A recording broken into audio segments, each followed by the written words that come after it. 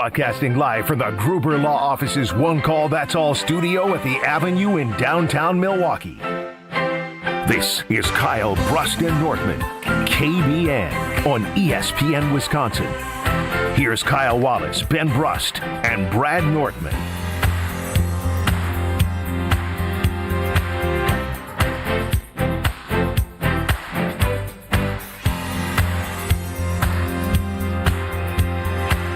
A great day to be alive on this Monday. Kyle Brust and Nortman across ESPN Wisconsin.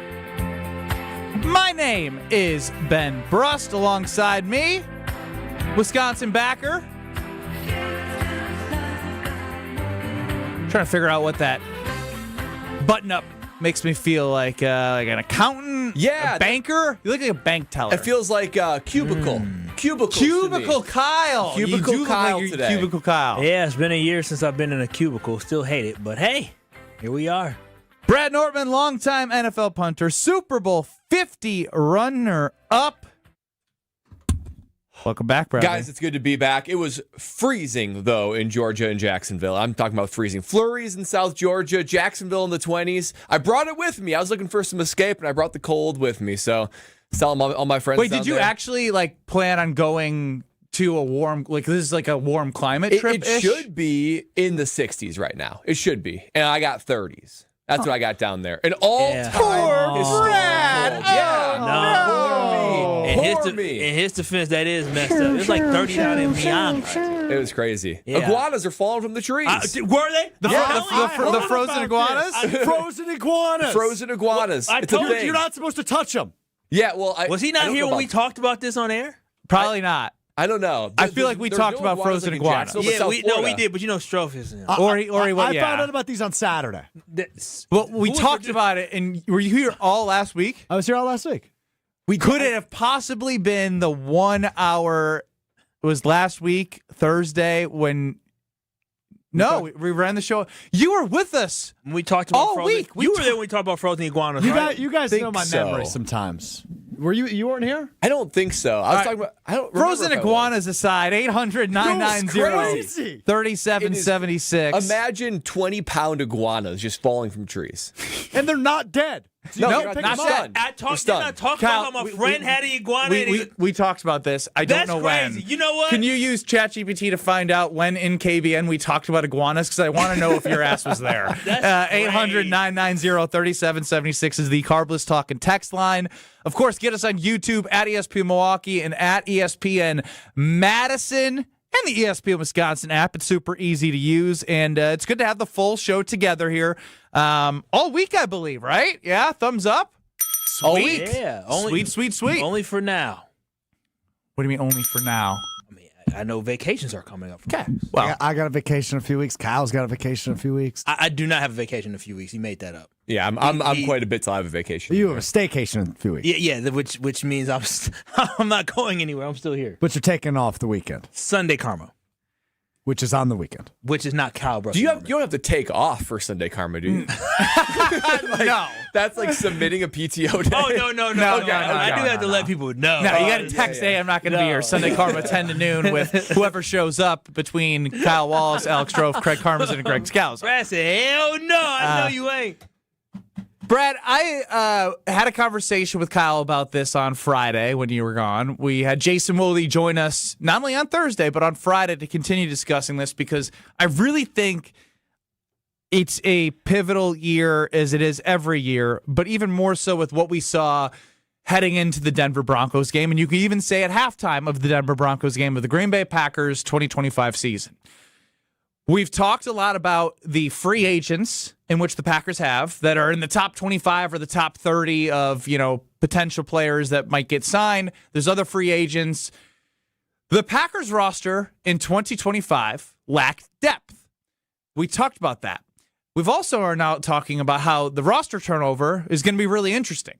So how do you thread the needle of being the Green Bay Packers with Jordan Love and Micah Parsons and looking at how you're going to potentially lose a left tackle, a center, and a guard, and who knows if Aaron Banks is going to be brought back? We've talked a lot about that, and that's not like a foregone conclusion that he will be back. How do you make this? How do you fill where you're at in terms of getting starters that you need to compete for championships and fill depth?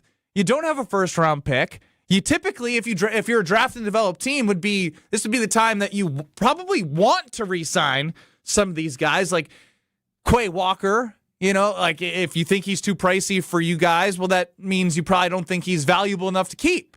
And that's the key part here. So I ask you, Brad, because I think this is a major puzzle to figure out how they're a championship-worthy team next year when you found out that they didn't have the depth, and now they're going to be losing starters and need to have depth. How do you make it all happen, Bradley Nortman? Brian Gutekunst is going to have his best offseason of his entire career. That's the only way I can see this. Brian Gutekunst is going to have the best season of his entire career, and he's going to have to cook all offseason. Because naturally, the season ends, everything is so viscerally focused on the coaching staff, as it should be. That's when they are cooking. That's when what they do comes to light.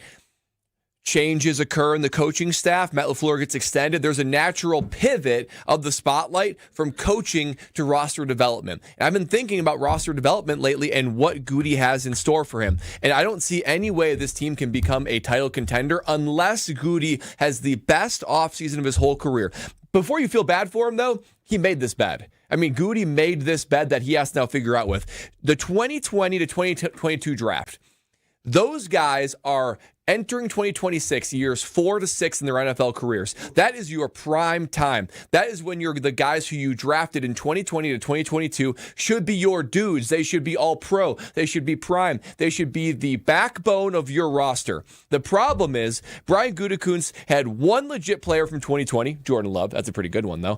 From 2021, zero. There are 0 guys that are currently still on this roster. Excuse me, the number was 1. How many picks and how many? 2020, 0 from 2021 that are even on the Packer roster. Again, just remind people the names for. Well, so it's not sake of feeling bad. 2020 was Jordan Love, very good. That's very, very good. But AJ Dillon, Josiah DeGuara. I meant 2021. At 2021, Eric Stokes, gone. Josh Myers, gone. Amari Rogers, Royce Newman, gone. TJ Slayton, gone. Yep. Shamar Jean Isaiah McDuffie, I guess, is the one guy that's still on the team who's got a fringe starter and a contributor. Cole Van Lanten doing pretty well in Jacksonville, though. Big contract. In 2022, so this is what brought me to this attention, because the 2022 draft are the guys that are about to be free agents. So when Ben sort of set this up saying, well, there's a lot of roles to fill, those are the guys that you should be clamoring to try to keep. There's one guy on there that you do want to keep, and he's already done that, is Zach Tom. But you got Quay Walker, starter, good, but I'm not trying to pay him top-end linebacker money. He's replaceable. Devontae Wyatt, he gave him the 5th year, but he is injured, and he really hasn't popped. He's like a solid D lineman. Often injured. Christian Watson, good when healthy, but not so much availability. Sean Ryan's going to be going to free agency. Romeo Dobbs going to free agency. Kingsley Enagbare, Rasheed Walker. All these guys you look at and say they're good. Dan, that's a lot of guys. You need 2 of them to be guys. That's the thing. He's gotten slightly better, not his first-round draft picks, but slightly better in the recent years. That is why this team continues to stay young. 2020 to 2022, just objectively bad drafts if you want to be a contender right now. So when you look at O-line, D-line, cornerback, linebacker with losing Quay, these are probably among the most important position groups on an NFL team. For sure the trenches and the O-line and D-line. So when I think of guys that will likely not be Packers next year, maybe 1 or 2 of these guys brought back on a different deal. Dobbs, Rasheed Walker, Quay Walker, Sean Ryan, Elton Jenkins, Rashawn Gary, Nate Hobbs, Aaron Banks, probably back on a different deal. You're talking about Kingsley Enagbare. That's 8 to 10 starters. That is almost half of your starters.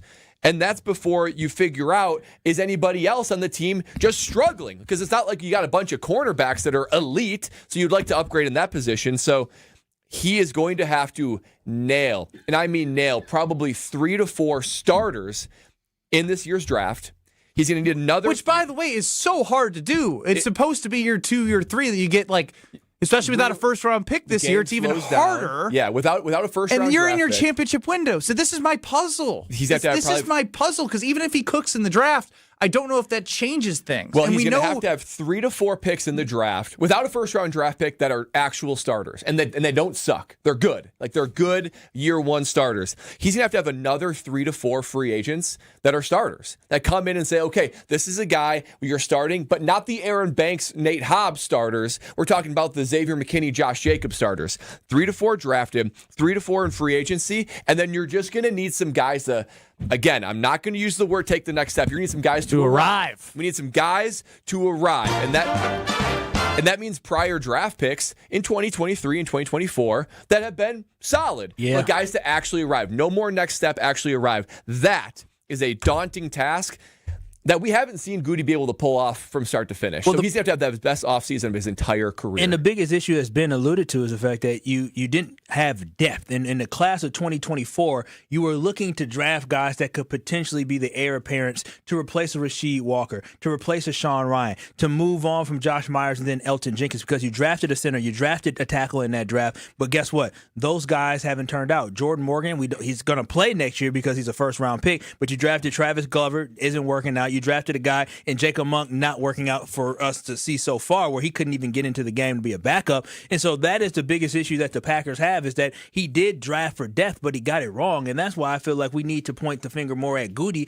and the lack thereof. Is yes, you can trade for Micah Parsons and you get applauded for that, but also it's not just about one player. It's not just about living off the fact that you drafted Jordan Love. You have to build a roster around Jordan Love. And at this point, the Packers are getting caught with their pants down in this offseason where you just don't have the pieces to replace the guys you want to move on from. And that is not usual for the Packers, especially when it comes to offensive line. We have had a long run of being able to move guys in. You see it with Rasheed Walker. You see it with Zach Tom. You see it with Sean Ryan. We don't have those same names stepping up. Yes, Anthony Belton seems he's going to be a right guard, but how much confidence do we have in him? Thank you. I said stepping up, right? It's the same thing. Take the next step, stepping up. I mean, come on. What is it, Brad? I'd say if you want to get at Goody, like you talk about the offensive line, you can go to the names all you want.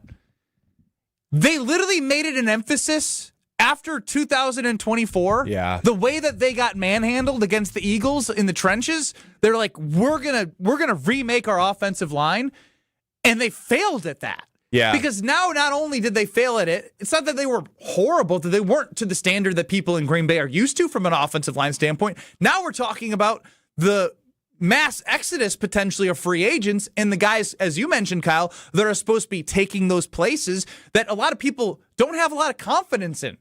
You just don't. Like, yeah. I think you could go off of data saying, well, when Jordan Morgan has played left tackle, you can't. Like, if he was good enough to be a great left tackle, he would beat Rasheed Walker out. He's a first round pick.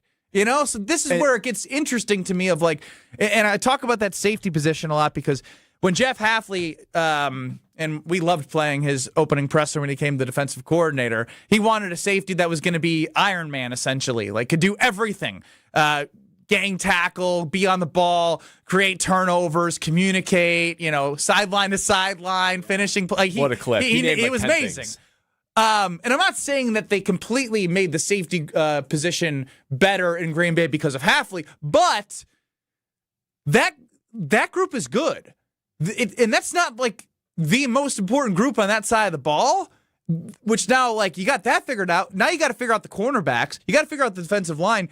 And I'd say that's more important than having a good safety group. Yeah, I mean, that's why these position groups, D-line, I'll tell you what, even just O-line and D-line, if your O-line and D-line are the bottom half of the NFL, which I think that's the direction both of these teams both these units are trending, this is going to be the most roster upheaval that the Green Bay Packers will have experienced since Jordan Love took over. I think this will probably be maybe not, I can't proclaim them the worst because there's going to be some new people. This will be the most unproven offensive line of Jordan Love's career.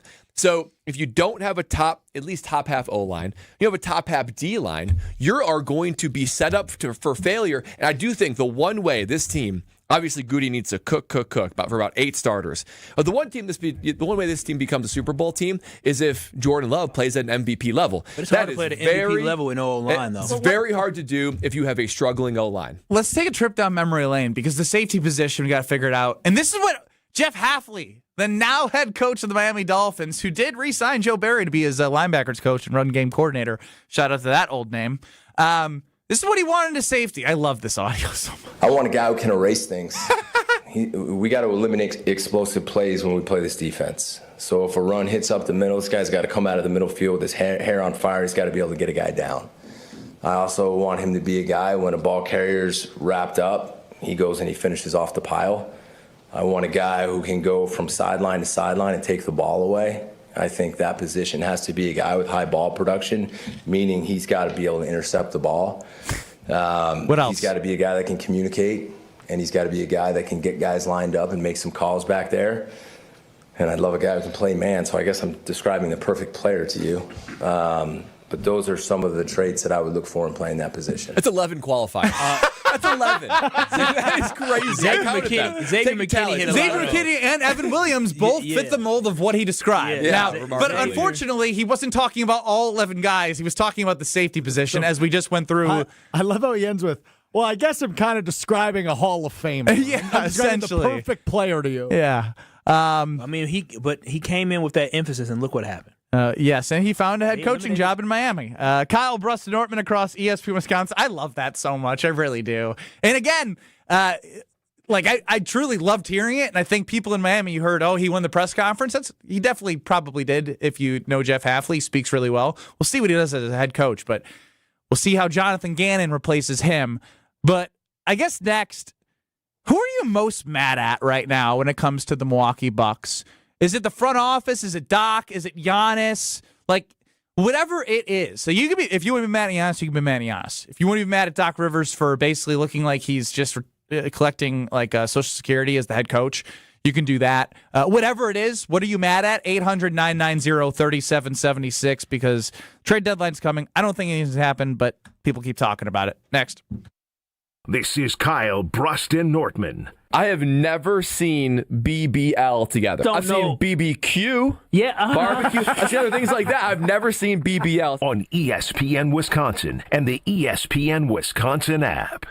On this show, it's always football season. I would have liked to have seen the process go a little bit longer. I would have loved to have seen them evaluate. And then if it still comes back Gannon, great. Wilde and Tausch, presented by Pella Windows and Doors of Wisconsin. It did feel like there was maybe a little bit of a push. If you don't bring him in and get him done now, he's going somewhere else. Weekdays from 9 to noon on 94.5 ESPN, ESPN Milwaukee's YouTube channel, and the ESPN Wisconsin app. Life's better with Drive My Way from American Family Insurance because we know it's more than just a car. It's your escape pod, your adventure mobile, your memory maker. And we help protect the dreams that drive you. Personalize what you pay for auto insurance and you could save between 10 and 35%. American Family Insurance. Get a quote and find an agent at amfam.com. Products, pricing, and availability vary based on the way you purchase insurance and by state. Unsafe driving behaviors may increase your rate. American Family Mutual Insurance Company, SI, and its operating companies, 6000 American Parkway, Madison, Wisconsin. Hey, this is Jason Wilde from Wilde & Tausch. Valentine's Day is almost here, and Racine Danish Kringles has you covered with their heart-shaped Kringle. You know my family loves Kringle from Racine Danish Kringles, and sometimes they share it with me. Racine Danish Kringles offers a heart-shaped Kringle with pink icing in raspberry, chocolate silk, cherry, and pecan flavors to send to your loved one. Order at Kringle.com or call 800-4DANISH. Racine Danish Kringles, the official pastry of ESPN Wisconsin. It's not just a treat, it's a tradition. Imagine working with a contractor that quits halfway through a project or never calls you back when you have questions, or worse, takes your money and you never see them again. Unfortunately, we hear about them all the time. Hi, this is Eric Brown, owner of Siding Unlimited, and Siding Unlimited is absolutely not that company. Siding Unlimited has been doing business for 32 years, proving to be an honest, ethical, and forthright company. If you're looking for the honest guys for your next siding, windows, roofing, and doors project, stop by sidingunlimited.com today. Grab the dial and crank it up, baby, because Potawatomi Casino Hotel Milwaukee is spinning its Winning Hits collection. Over the next 3 months, you could win a share of over $1 million in prizes. On top of thousands in cash and reward play, you could win one of 3 new Ford vehicles in the grand finale drawings on March 27th. Just play with your rewards card to earn entries. Press play on the Winning Hits collection, only at Potawatomi. More info online. Must be 21 and a rewards member to play. Without an Advent clinic nearby, people suffering needlessly from chronic nasal congestion and sinus infections would be stuck with either Band-Aid or sledgehammer solutions.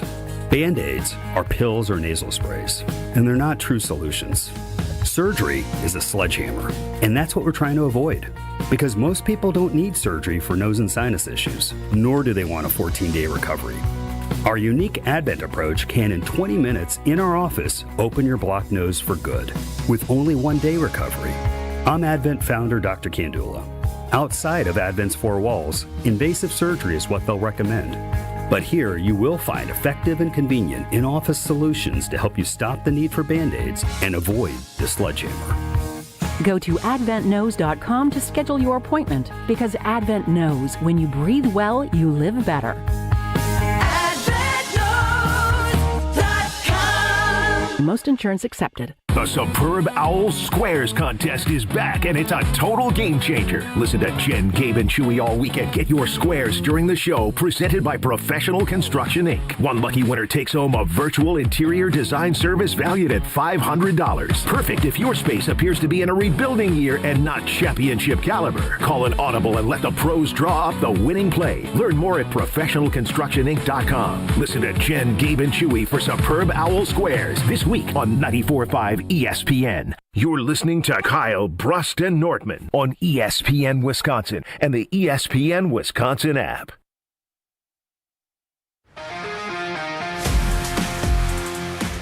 On Twitter at KBN ESPN, you can find a poll in which we want to hear from you at 800-990-3776, the Carbless Talk and Text line. Who are you most mad at about the current state of the Milwaukee Bucks?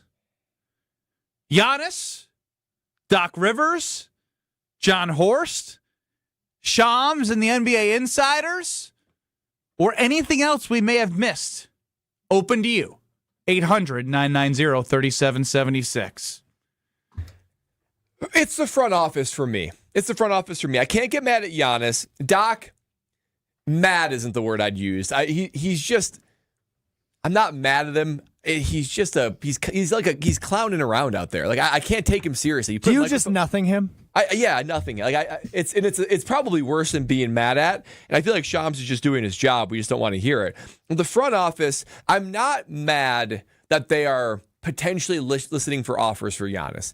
I'm mad that they created a world in which Giannis has to leave. Like that, it's the only way forward, guys. To me, it's the only way forward. Giannis is not going to want to stay here. A second championship is not on the horizon. They don't have the assets or the roster to make that happen. So a world has been created where Giannis wanted to be here for life. He wanted to be here for 20 years. And bad decisions, bad draft picks, bad contracts has created a world where Giannis is basically saying to himself and saying to the NBA world, it's not here. I can't have my future here. So I look at the front office and say, you created this world where Giannis has to go. It's the only way forward. And for that, I'm most mad at it. There's no way, going back 5 years, shouldn't have been able to manipulate the roster and keep rolling to keep on having competitive teams with Giannis. They didn't do that. They're probably the worst roster in the NBA, especially without Giannis.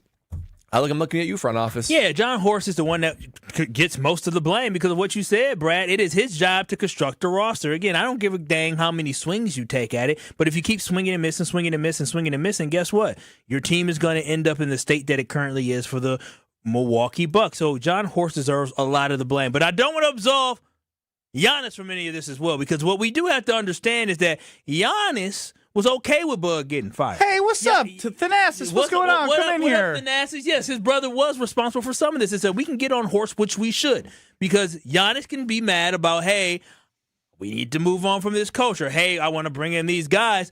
And you can do all these different things to try to make him happy. But if you don't pull the right strings, then you end up getting all the blame. And all the blame, really, a lot of it goes to Horst. But Giannis, he takes some blame in this. But isn't this a little bit like a good director who's trying to direct a movie with a high-maintenance superstar actor? Like, I don't know what Leonardo DiCaprio or Tom Cruise is behind the scenes, but they may throw a fit when the camera's off, but you put your arm around him and say, hey, Just trust my vision on this. Just trust it. You're going to love the premiere night. It's going to be great. You're going to be looking amazing. I can already see you right there. It's on the front office to put their arms around Giannis and say, I get that you might want this, but this is the vision. This is the promise. Brad, what you're missing is that there were some actors in this movie that were past their prime, and Giannis was saying, I still want to have these washed-up actors on the screen with me, even though these actors are way past their prime. When we're Randall Cobb, Alan Lazard equals who? I mean, well, I would say Chris Middleton and Drew Holiday was definitely past their prime in a sense of how the level of greatness. You talk about a Brook Lopez as well. These are guys that Giannis really admired and wanted to be around, and maybe even a Pat Connaughton that were really good team guys. But at the end of the day, something the Packers don't do, the Packers don't wait a year too late to get rid of you. They get rid of you a year early. The Bucks waited a year too late to get rid of guys, and then all of a sudden you find yourself throwing away Chris Middleton where he has no value. You find yourself trading Drew Holiday. You're literally doing it to get yourself out of a financial situation, not building assets. And so because ain't no way Kyle Kuzma is considered an asset. And so that is the overall problem for the Bucks, and a lot of that does fall on the shoulders of Giannis. Giannis wanted the Bucks to be able to shake things up so they can continue chasing rings, which is exactly what they should do when you have a guy of his caliber. But sometimes you got to take patience, and I think back to when Kobe stuck around when the Lakers did a mini rebuild where his team was absolutely garbage around him, and he was patient, granted it's L.A., and they were able to rebuild and bring him another title. The Bucks didn't do a reset and a rebuild. There should have been a point probably after the Bucks got put out by the Boston Celtics in the playoffs that they should have considered maybe doing a reset, and they didn't do it. When you say reset's a strong word, maybe resetting the core around him. Yeah. Bobby Portis's value was high. Brook Lopez, you could have got more out of them when you got rid of him later. Obviously, Chris Middleton, we saw what happened there. But do you want an unhappy Giannis? They had to make that decision as well. I think Dr. Denver Dan, this is why I threw the question to Kyle, because he goes, I'm not mad at Giannis the player, I'm mad at Giannis the GM. Just like I wasn't mad at Rodgers the player, I was mad at Rodgers the wannabe GM. And I know Strofe, we've talked about this. I think we've all thought it a little bit, but Giannis is so likable that it's a lot harder to throw him under the bus for maybe having influence. But at the same time, I don't know about this offseason. It didn't feel to me as if Giannis was in the total loop about Dame. Or Miles Turner. So, at times there's been Giannis, and then there's times where the Bucks have been the Bucks and said, well, yeah, we're gonna defer all this money and strap ourselves. But if the Bucks don't make a move, right? They don't agree. Then what do we? He might be a New York Knick at this point. They're probably in even worse shape than they are right now. The last potentially, that's tough to say coming off a 79-point performance last night. After starting off 12-0. But I also wanted to add here, I think this isn't an option on the poll, but also what I wanted to hear from KBN Nation at 800-990-3776, Carbos Talk text line. I'm mad at all the injuries we've had the 3+ years. I get that. Yeah. I do get that from a 2022. I thought they were primed. Chris Middleton got hurt. Giannis single-handedly still almost drug them to the Eastern Conference Finals when they played Boston in the semis. Then you go to the next year. Giannis gets hurt. Dame's, is that first Dame year, 2023? Yes, 23-24 season. Yeah, and he's walking around with an injury as a decoy as Giannis is out and Chris Middleton's getting buckets against the Pacers and they lose that series. And so, part of his injuries, part of it is when you build a team that's a little bit older. I will that's say part of the equation. They keep building the old roster. As much as people want to say that 2021 run, had some luck because Durant's toe on the line and stuff like that. This dynasty that never really was experienced some really bad luck. All the injuries after the title, even before the title, I felt like 19 and 20, those were the years this team was so primed. I mean, so primed to win a title. 19, they just blew it, plain and simple. They would have beaten a beaten up Golden State team. And then 2020 was the craziest year of our lifetime as far as going into a bubble, and that changed everything. So the lack of luck that this team has had in order to get a second title has been hard to ignore. But when it comes to Giannis, and even if we don't know, we're speculating how much Giannis put his fingerprint on and say, you know what, we are doing this with the roster. When does it become John Horst's job to say, Giannis, I love you. Trust me that I'm doing what it takes to win for the long term. I feel like as a GM, managing personalities, he's frightened to lose. He's frightened to make them mad. But winning cures all. So if you can create a winning roster, then it cures all. But if you create a losing roster, then you're going to lose them anyway, which is exactly what's happening now. Let's go to Justin in Milwaukee, 800-990-3776. You're up on the Carbless Talking text line. Where are you putting your emotions towards in this Bucks situation? Kind of goes all over. But one of the biggest things is Giannis. He's been given everything he's wanted. Go to another team and see if they treat him the way we've treated him. I don't think they will. I just don't think another team is going to throw out the red carpet. Giannis, what do you want? Because if he goes to Golden State, he's not going to be the number one guy. Well, I mean, let's slow down on the number one guy thing. Steph is Steph, but he's an aging Steph. Yeah. 7 years difference. Again, at this point, what Giannis is looking for isn't a red carpet. What he cares about is confetti. He said he wants a second championship. So I think at this point it's less about how he's treated and more about if he gets the results that he's looking for that he's likely not going to get here in Milwaukee. Yeah, and a better general manager, because when I look at it as well with John Horst, if John Horst would have drafted a little bit better, I know Strofe and I have gone back and forth about this, but if he would have hit on another person that could have been, a 16-point real contributor to this team, then maybe we're having a different conversation, but we took a lot of swings at it and we haven't been successful. That's why a lot falls on John Horst as the guy who was the orchestrator of putting this team together. But again, Giannis, he has some influence behind the scenes, and he constantly put pressure on this organization to continually want to be successful and continually want to win without taking the time to probably pause and say, well, maybe we need to have a year where we can reconfigure and figure out what we're going to do. And this probably would have been a year to kind of reconfigure. Well, it sounds like there was not a level of collaboration. If it's true that, Giannis is like, I want this, and they just do it, there should have been more like vision casting and collaboration so they could both come to a thing where it's like, this is what we're going to do this year. This is what it looks like. Yeah, it felt very year by year. Yeah, 100%. It was very year by year. There was no long-term vision after the championship. It was like, hey, we're going to run it back, but then when it didn't work, and then they started getting hurt. It was like, oh, hell, this is not going to look good unless we find a way to get healthy guys like Dame and Chris and Giannis all together. And we all saw the record. They were unbelievable when they are on the floor, all three of them at the same time. Problem is, about 10 games. Yeah, the Packers and the Brewers think long-term to a fault. Probably too much. The Bucks think short-term to a fault. Again, probably too much. How often do a trio of, and Giannis, I think Giannis was just 30 at the time, but how often do a whole bunch of 30-year-olds win a championship anymore in the NBA? I would say it was probably a little bit like in the not today's NBA does that happen very often. In prior years, it's been a long time. I feel like the last trio of guys in their 30s is probably the Celtics when they won with Paul Pierce and they won with KG. Yeah, well, San Antonio let's was good for a while. run some research before we start throwing around. I mean, even when San Antonio did it, Kawhi Leonard wasn't in his 30s. What about the Warriors? When the Warriors won it in 20 what? The last time 2017? Yeah, man. No, didn't they win it? No, I guess you're right. I guess they did. I thought it was more recent than that. We'll figure out. I understand where you're going. It would be interesting if the last championship was in 2022. Damn. Yeah, that's right. That's what I was like. I'm not going crazy here, am I? How old was Clay in 2022? He had to be 30. Yeah, I think they were all over 30. So they're all in their 30s. So that's the last one. Yeah.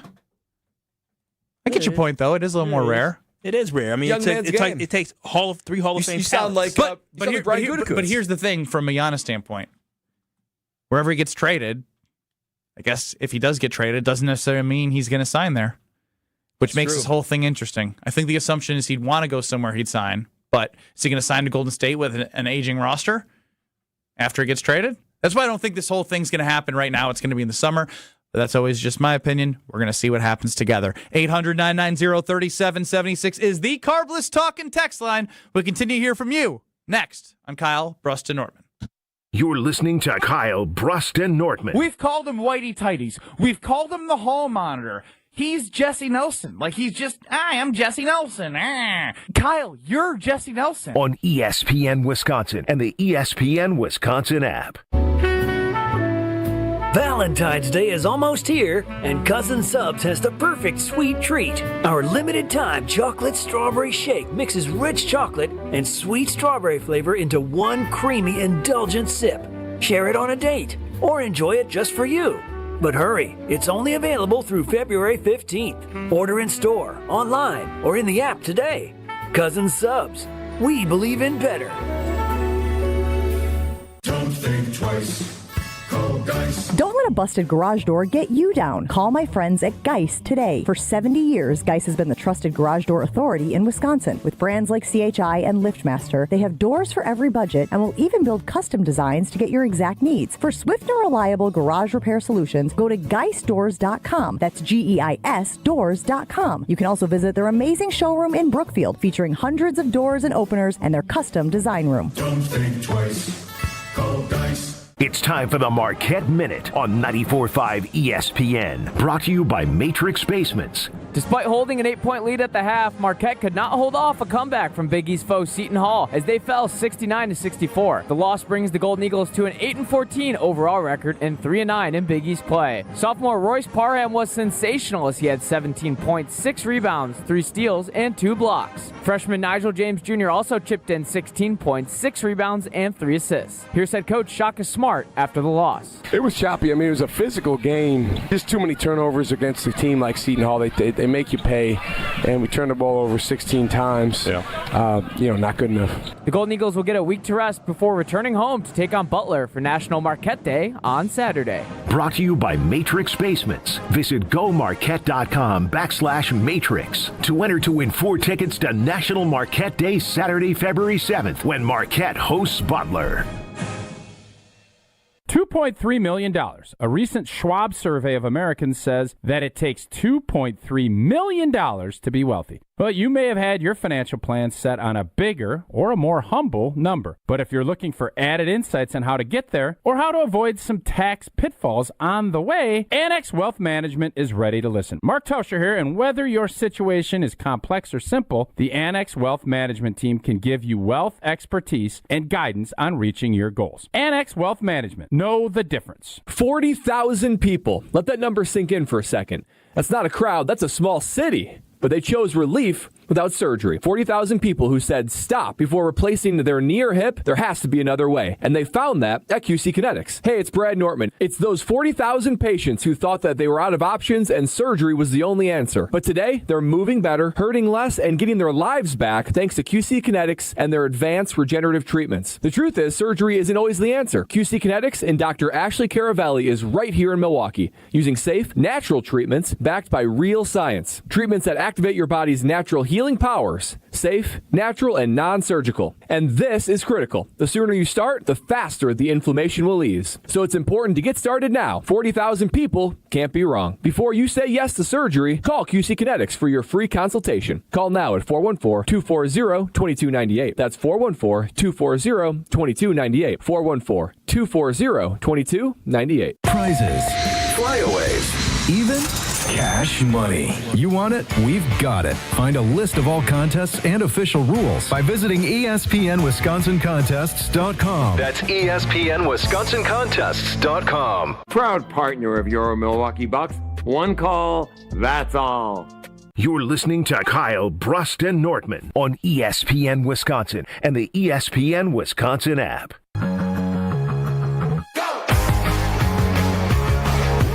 Kyle, Brust, and Nortman across ESPN Wisconsin. The whole show's together. 800-990-3776 is the Carbless Talk and text line. And, of course, you can still continue to hit us with your thoughts as we put out a poll.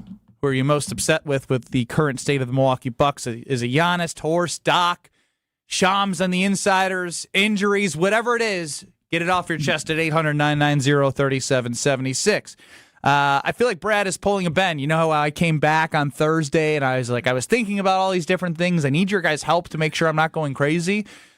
Sounds like you've been thinking about Mr. Gannon. I have been. Gosh, that time on the plane, it really does make you think, doesn't it? I was thinking more about new Packers defensive coordinator Jonathan Gannon. And I sort of went down and pulled out some old quotes from Matt LaFleur, and he mentioned some things after the Arizona Cardinal game, right? When the Packers played the Arizona Cardinals, and he was singing the praises of Jonathan Gannon's defense. And it was a lot of praise about how he used a lot of disguised looks. It was hard to know what they were doing on defense. He didn't know if they were in man or zone. It looked like man, but turned out to be zone. And there's a lot of things that he did, and Matt LaFleur's own words was disguises. And I would basically convert that to saying like he used a lot of deception and disguises in his defense. What that tells me is Matt LaFleur was looking for something specifically when it comes to a defensive coordinator. He was looking for a guy that could make this defense look better than what they are. Matt LaFleur knows the talent on this defense. They can't just go out there and beat their guys. We see that all the time. They're not the Texans. They're not the Seahawks of this year. They're not. They are not that team. And whether the cornerback room, you've got a Quay Walker who's likely leaving, and don't get me started on the D-line, especially without Micah Parsons. They don't win one-on-one battles. They get pushed off the ball. And you looked at watch defense. Week 17. Yeah, you look at a defense and you say, you can't just line up and play. The way this team's going to have success is using deception, using different looks, keeping the offense on their toes that way. Because I feel like the Jeff Hafley hire was kind of a fusion. I want a leader of men. I want a culture setter. But he's pretty good at giving some different looks and whatnot. But I feel like Jonathan Gannon is purely a scheme guy. And Matt LaFleur probably went into that looking at the defensive personnel and said, I know this defense cannot win on their own.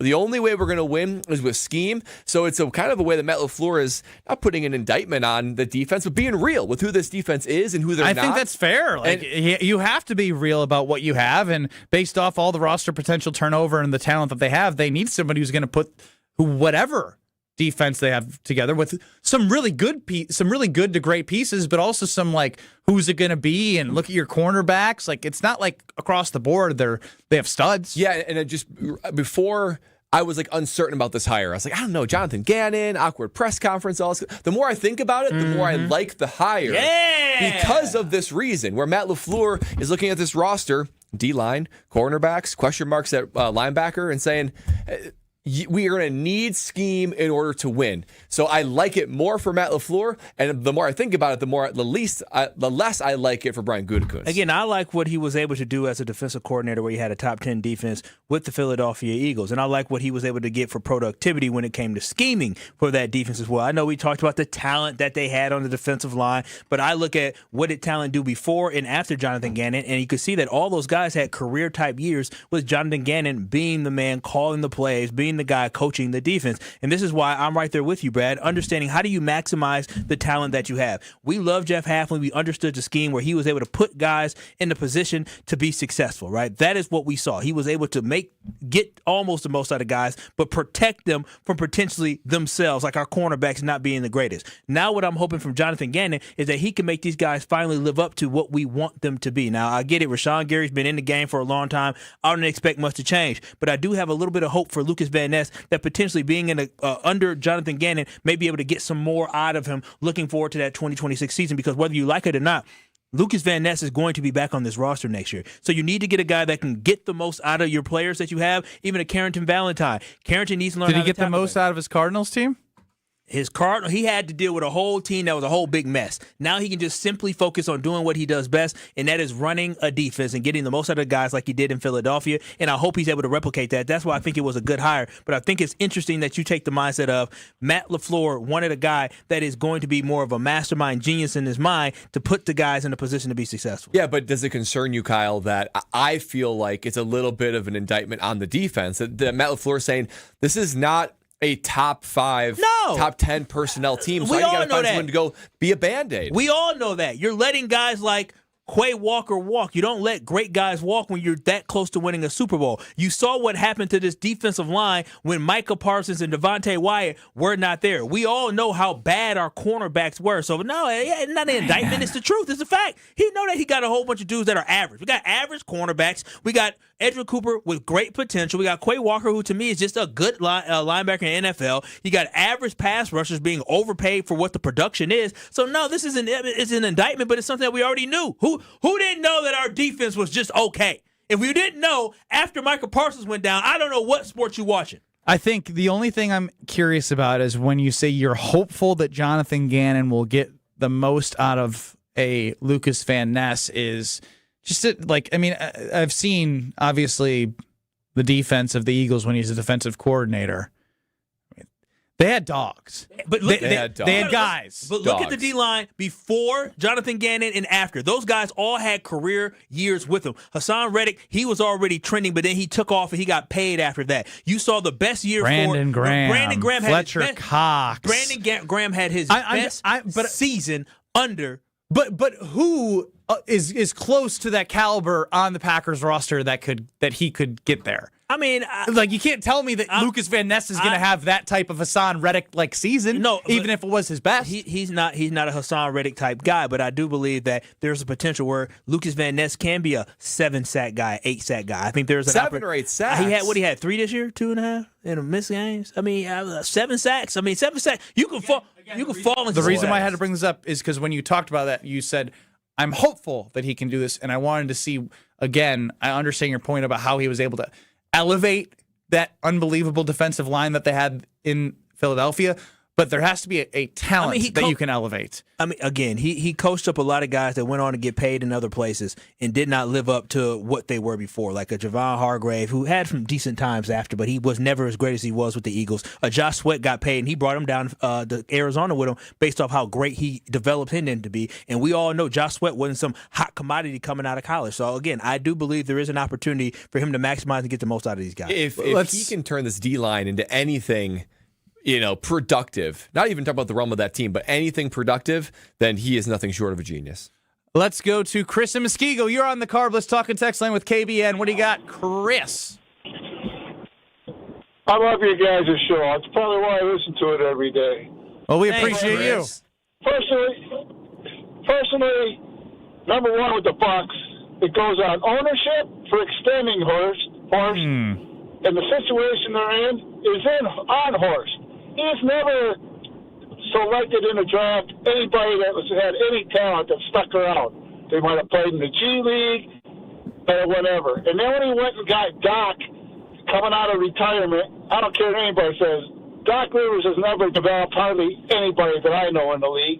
And we keep getting these old coaches that don't play the young guys to begin with. So how are anybody that he does draft supposed to get better if they're sitting on the bench? Then you go to the Packers, and Packers, their problem starts with Goody. He's the one that gets you the personnel.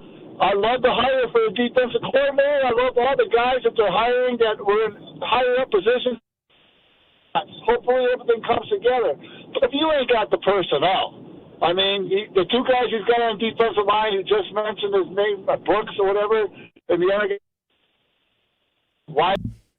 Started cutting out at us, Chris. We appreciate you hitting both on our conversation about the Bucks and the Packers. And maybe Chris in Muskego is an anti-front office guy right now in Wisconsin. Yeah, I think we're a little bit too loyal with our front office guys here when it comes to our Wisconsin sports. I can't recall the last time we fired a general manager here, because when you look at it, it was for the Packers. They have never, since the last one they fired was Mike Sherman, who they basically moved him from having the position and they brought in Ted Thompson. But then after that, there has not been a fire from that position. The Milwaukee Bucks also have not fired anybody because they just moved on from somebody, a transition. And then we saw the same thing with the Brewers with the transition. So we haven't, I mean, Doug Melvin. They kind of earned that, though. But they earned it. But Doug Melvin was the GM, and they didn't move on from Doug, even though I think Doug did a fine job with this Brewers organization. So the Packers, I mean, the Wisconsin sports are way too loyal to these general managers and haven't led to enough titles for us.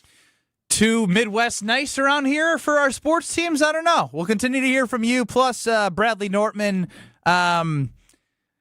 just shows how much he lives a different life than all of us. Coming up next.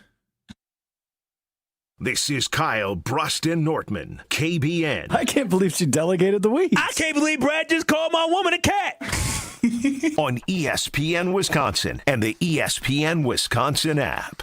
The Homer Hour with special guests every day from 5 to 6. The Packers also got a defensive coordinator. I like the hire. I think he's proven. He's coached high-level defenses, ones that went to the Super Bowl. The best 60 minutes of your day happens on the Homer Hour. It'll be interesting to see what he brings from a schematic standpoint. Ran a lot of 3 down. This team just got rebuilt to be a 4-down team.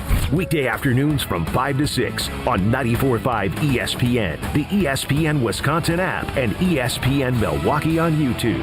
Hi, I'm Brittany Miller from Big Frog Custom T-Shirts and more. Custom T-shirts, sweatshirts, jackets, hats, you name it, we can do it. Big Frog Custom T-Shirts and more is family-owned and all about celebrating life's big moments. Maybe it's a milestone birthday, a celebration for your child's first goal, or that work fundraising event. We are everyone's printer. No minimum orders, affordable designs, and help straight from me and our team. We're the one-stop shop for all your custom needs.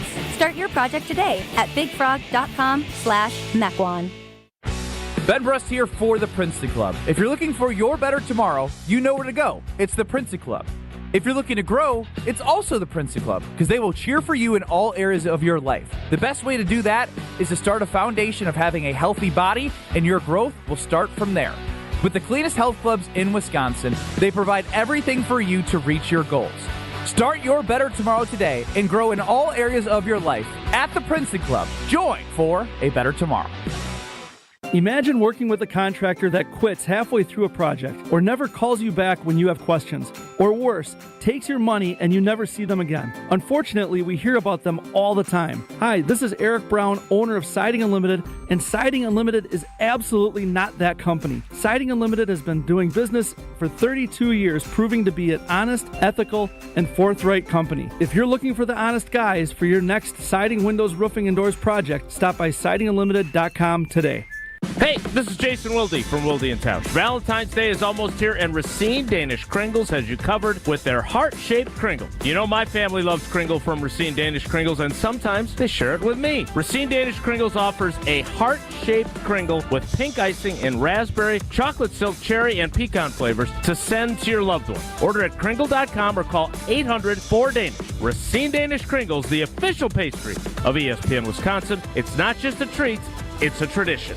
Well, the big game is almost here. There's no better way to cash in during America's biggest sporting event than Prize Picks, where it always feels good to be right. Hey, it's Mark Tauscher with ESPN Wisconsin, and with the football season coming to a close, this is your last chance to stay in the action before next year. Prize Picks is the easiest way to play daily fantasy. You build a lineup in under 60 seconds and just pick more or less on at least 2 player projections and watch the game with even more excitement. Well, one of my favorite things about Prize Picks is the new social feeds feature. You can find your community, see what other players are picking, and even copy lineups from winners with a single click, or follow Prize Picks partners and tail their picks instantly. And new this season, early payouts. If your lineup gets off to a hot start, you now have the option to cash out before the game even finishes. Download the Prize Picks app today. Use code WI to get $50 in lineups after you play your first $5 lineup. That's code WI to get $50 in lineups after you play your first $5 lineup. Prize Picks. It's good to be right. Come grow with us at Glenroy. For more than 6 decades, our family-owned company has built its reputation on quality, reliability, and providing strong career opportunities in our community. As the packaging industry rapidly grows, so does Glenroy. Here, you'll find competitive wages, a clean, modern workspace, fully vested 401k, yearly bonus award, and the chance to build a manufacturing career with purpose. Apply today at glenroy.com/careers. That's GLENROY.com/careers. You're listening to Kyle, Brust, and Nortman, KBN, on ESPN Wisconsin, ESPN Milwaukee on YouTube, and the ESPN Wisconsin app.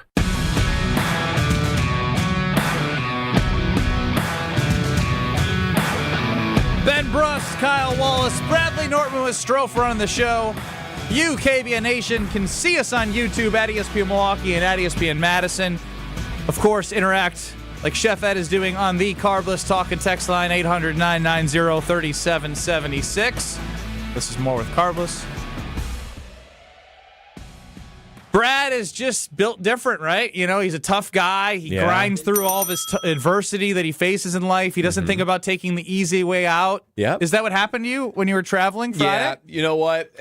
I went through the ringer on Friday. KBN Nation, let me tell you about it. And this proves how tough I am, how tough Lexi and I are. So we left early in the morning to go from Milwaukee to Chicago, then Chicago to Jacksonville, right? Because we were going to Jacksonville for the weekend. Obviously, there was snow and cold, all that kind of stuff on Friday. So we get to our flight in Milwaukee. We get ready to go. Excuse me, everyone. Thank you for the time. Thank you for flying our airways. We gotta get de-iced. Yeah, that's normal. De-icing is important. A plane blew up because it didn't de-ice. It's important. There's a line for de-icing. Probably a 45-minute line. We had a 40-minute layover. So I'm saying, okay, we're running the numbers. We're trying to figure out if we're going to make it. We take off with just enough time to where we land, and our time to get from one gate to the next. Same terminal? No, it's in O'Hare, and it's about 8 minutes. 8 minutes. So we get up, we get going. It tells us on the app that it's a 20-minute walk. It's about a mile away. Damn! It is one side of O'Hare to the other side of O'Hare. They don't hold these planes no more. It was crazy. So that was our concern. And so we had to gate check our luggage. So I said, Lexi, here's what we're going to do. I'll take our little duffel bags, and you wait on the gate check bags, and I will run. And I will run the full mile. I'm in cowboy boots, mind you. I wore cowboy boots on the flex. I wore cowboy I know. That boots looked pretty on good. the No, flight. two ostrich cowboy boots, might I add. Oh, ostrich. He would dare wear those on the O'Hare airport floor? So I am shuffling, running, and our bags are fairly heavy. So running through the airport a full mile, I put my earphone, my AirPods on so I can talk to Lex and give her a play-by-play of how far I'm getting. Oh, I would have put on some music to get me to run faster. Give me the Rocky theme. Yeah, the right? minute I called her to get into the gate was 9 minutes. Okay, 9 minutes of sprinting. Excuse me. On your left, excuse me. Trying to get through to the airport in O'Hare. I get there. I'm about 100 yards away. I can see our gate, and I start walking because I'm like, it's just not meant to be. It's not meant to be. I get there. The door's closed. I can hardly get a word out. I'm leaning over on the desk to the lady. I'm like, did I make it? And she said, oh, yeah, no problem. I'll open it up. I was like, my wife's like 5 minutes behind. Is she going to be okay? She's like, oh, yeah, for sure. I'll hold it. So I'm catching my breath there for 5 minutes. I have like a shallow cough for a while, right? I mean, that's how out of shape I am. Running this like, So anyway, Lexi running with two bags. We get there. We get on the plane. We're like, woo. We're going to get to Jacksonville on time. Let me guess, another hour to de-ice. So we get ready. Okay, we got to de-ice. It's an hour and a half wait. It's an hour and a half wait to de-ice. You did all that running just to sit for an hour and a half? And that was the joke, where it's like, okay, well, I guess we're, all of that rushing, and we were going to take off anyway. So you turn around, and, it's okay. Get ready for takeoff. Thank you very much. Seatbelts fashion. You get up there, and that moment where they kind of put the throttle down on the runway, and you kind of vroom, skirt. You a lie. Pulled. You a lie. I'm not a lie. You a lie. I would have said, we start swerving a little bit on the runway. I thought for sure we were going to hit another plane. We were getting up to speed. I thought we started to lean back and get elevated. E-brake pulled. We're skidding tires. What? Yes, it was crazy. And the pilot comes on the radio or whatever, and the announcer says, everybody sit down, seatbelts on. And we start moving our way around. Lexi, not a rule follower, no seatbelt on. So she went, bam! Right back into right into the seat. Why did she have her seatbelt on? Because she's not a rule follower. For takeoff? So wait.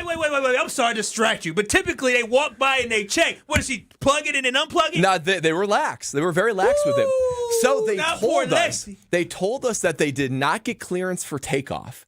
So he either skipped it or one of two, and then they took us around. They said, okay, we're going to reset, figure out what happened. They look at the plane. Something's broken. So they either broke it when they pulled the e-brake or it was already broke and they said, don't take off because of that breaking. Thank the Lord. So we get off the plane. They said, we're going to fix it. Oh, good. 2.5 hours later, we can't fix it. We have to get you a new plane. Good news. We're going to get you a new plane, but we don't know what and we don't know where. So we have to wait. We finally get on a plane after 7 hours in O'Hare. Oh, my 7 hours. We get on the plane and they say, guess what? We got to de-ice again because it's a whole new plane. And the wait for de-icing now is 2 hours. So we were 10 hours late to Jacksonville. What time did you leave the house? We left the house at 6:30 in the morning. Oh, bro, this we got to nighttime. We got to Jacksonville at 10:30. Because you had to drive. Yes, but we drove to Mitchell. No, I know. I mean, when you got in Jacksonville, didn't you have to drive? Yeah, we had to rent a car and we still had to drive. So it was goodness gracious, crazy. And Lexi got a concussion in the middle of it. Yeah, I was saying.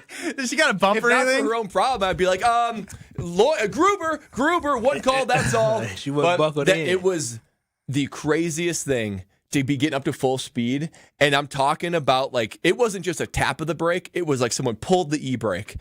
And that caused a whole bunch of issues. To have 7 hours. Bro, I have anxiety. Dude, so now when next time you take off in a plane, wear your seatbelt. Wear your seatbelt and be prepared. They can pull that brake. They can pull it. I'm glad they pulled the brake. I didn't know this story was going to be a plane that was broken. I didn't know Bro, this was. We are all listening to the story in real time for the first time. Brad was like, I had a crazy travel day. Yeah. Like, that's great.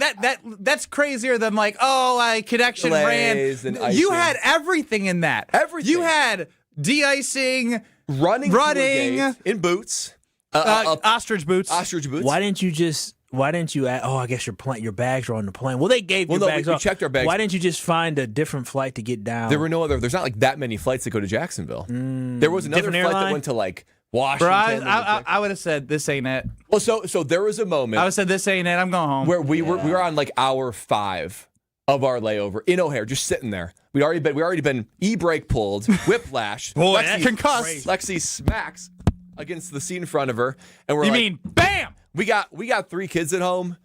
Maybe we just Uber back home. We stuck with it. We had a great time. But, man, we earned it. We earned every bit of it. Wear your seatbelts, folks. Wear your seatbelts. Miserable. Wow. It was crazy. Are you just taking? I'm just taking it all in. This is. You know you're supposed to get some money. You know what they gave us? No, I ain't know. A $15 meal voucher. No, Nice. no, Brad. Now this is where Kyle comes in. Brad. Wait, Kyle. Brad? You hear Strofe? What do you say? Nice. Yeah, of course. So they said they made an announcement. Free sandwich. To recognize your patience, nope. We are giving you a $15 meal voucher to what was the enjoy reaction on throughout the plane? No, we need Karen Kyle to share what he would have done. KBN Nation, you have rights, okay? When your flight is delayed more than 3 hours, right, and you have nothing to do with it, you make that phone call. Baby girl's sister was delayed in her flight, and she was supposed to come to Milwaukee. She ended up flying to Chicago, had to take a bus. I called the airline. I said, this ain't how it's supposed to be. They said, okay, well, we can offer you 50. I said, no, I need more.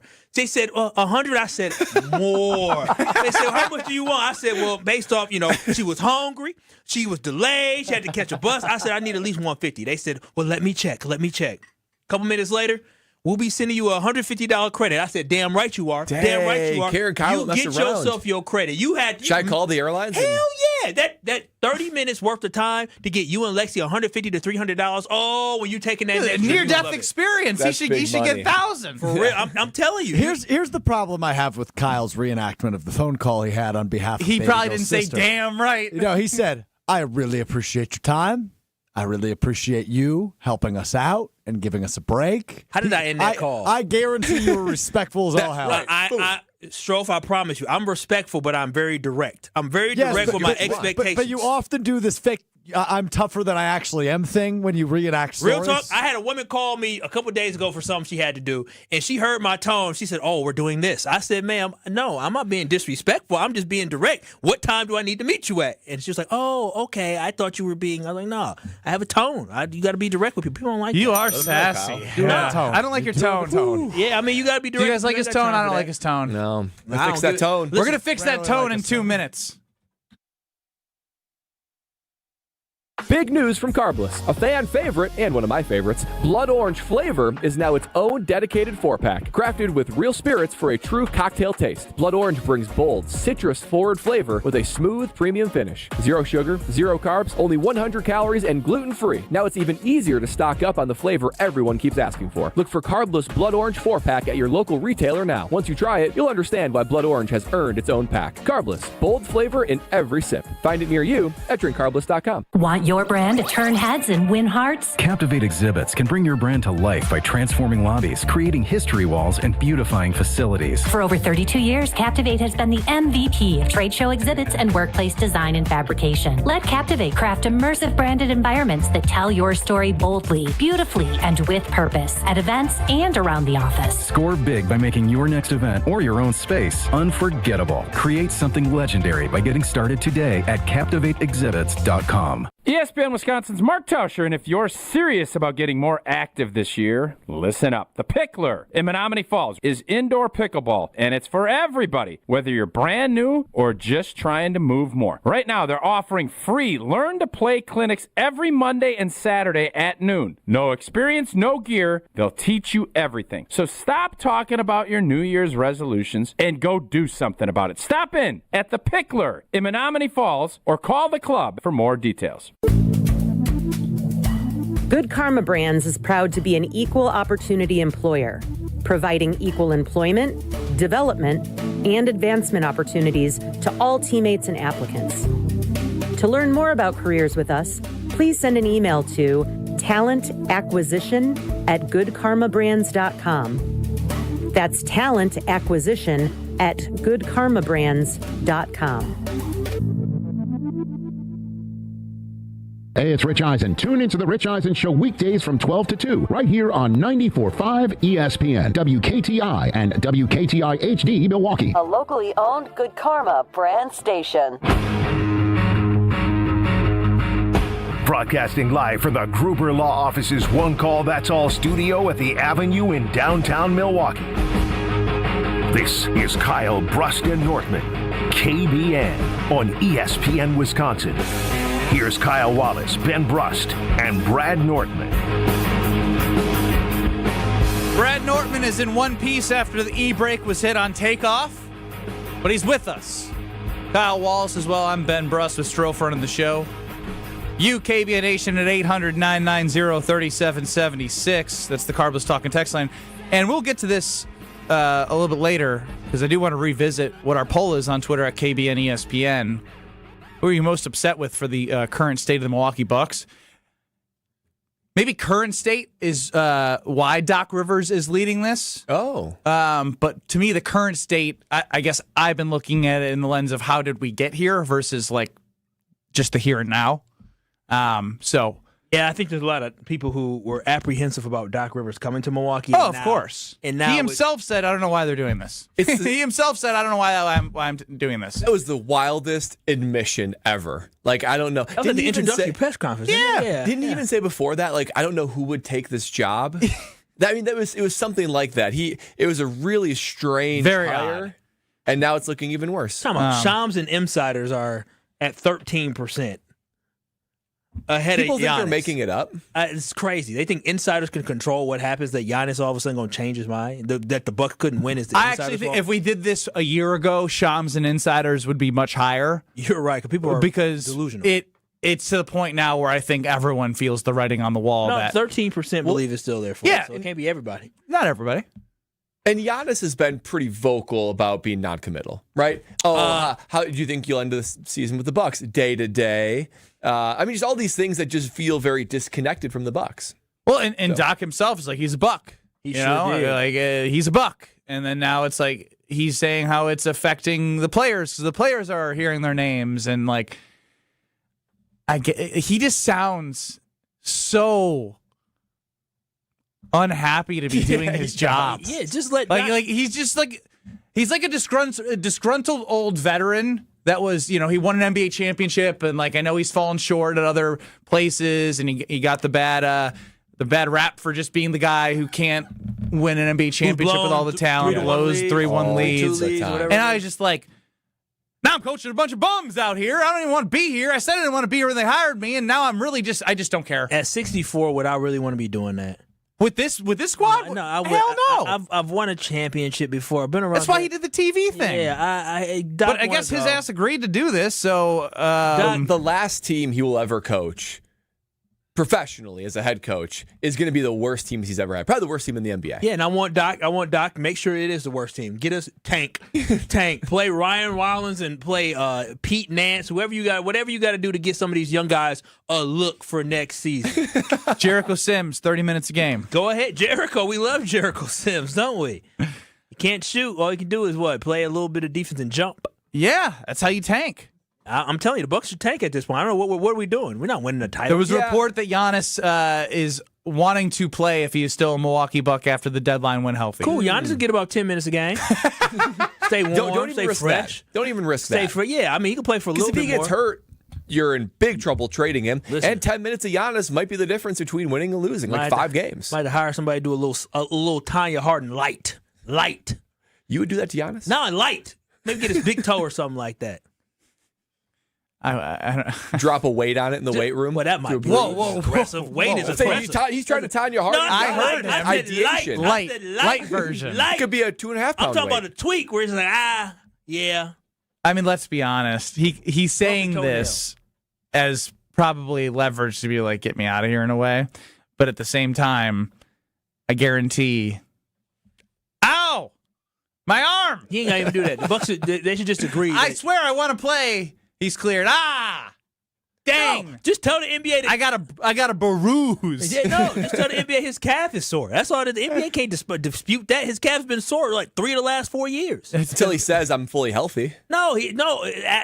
All it takes. Remember we thought Giannis faked it that one time. Oh, now it's on the table to fake. Yeah, 100%. It should be the organizational decision to say, Giannis, fake it and enjoy this break. Enjoy your time away. We'll see next year whether you're here or not, but we want to make sure you're healthy for whatever. But I thought last week when I talked to you, you weren't okay with the scenario that Giannis may never play another minute as a Milwaukee Buck. No. I want him to play one more game, and it ain't got to be a little bit because I want him to go out Why? like that. I can't have the boy going out with injured. Don't think about that. Think about the 50 burger.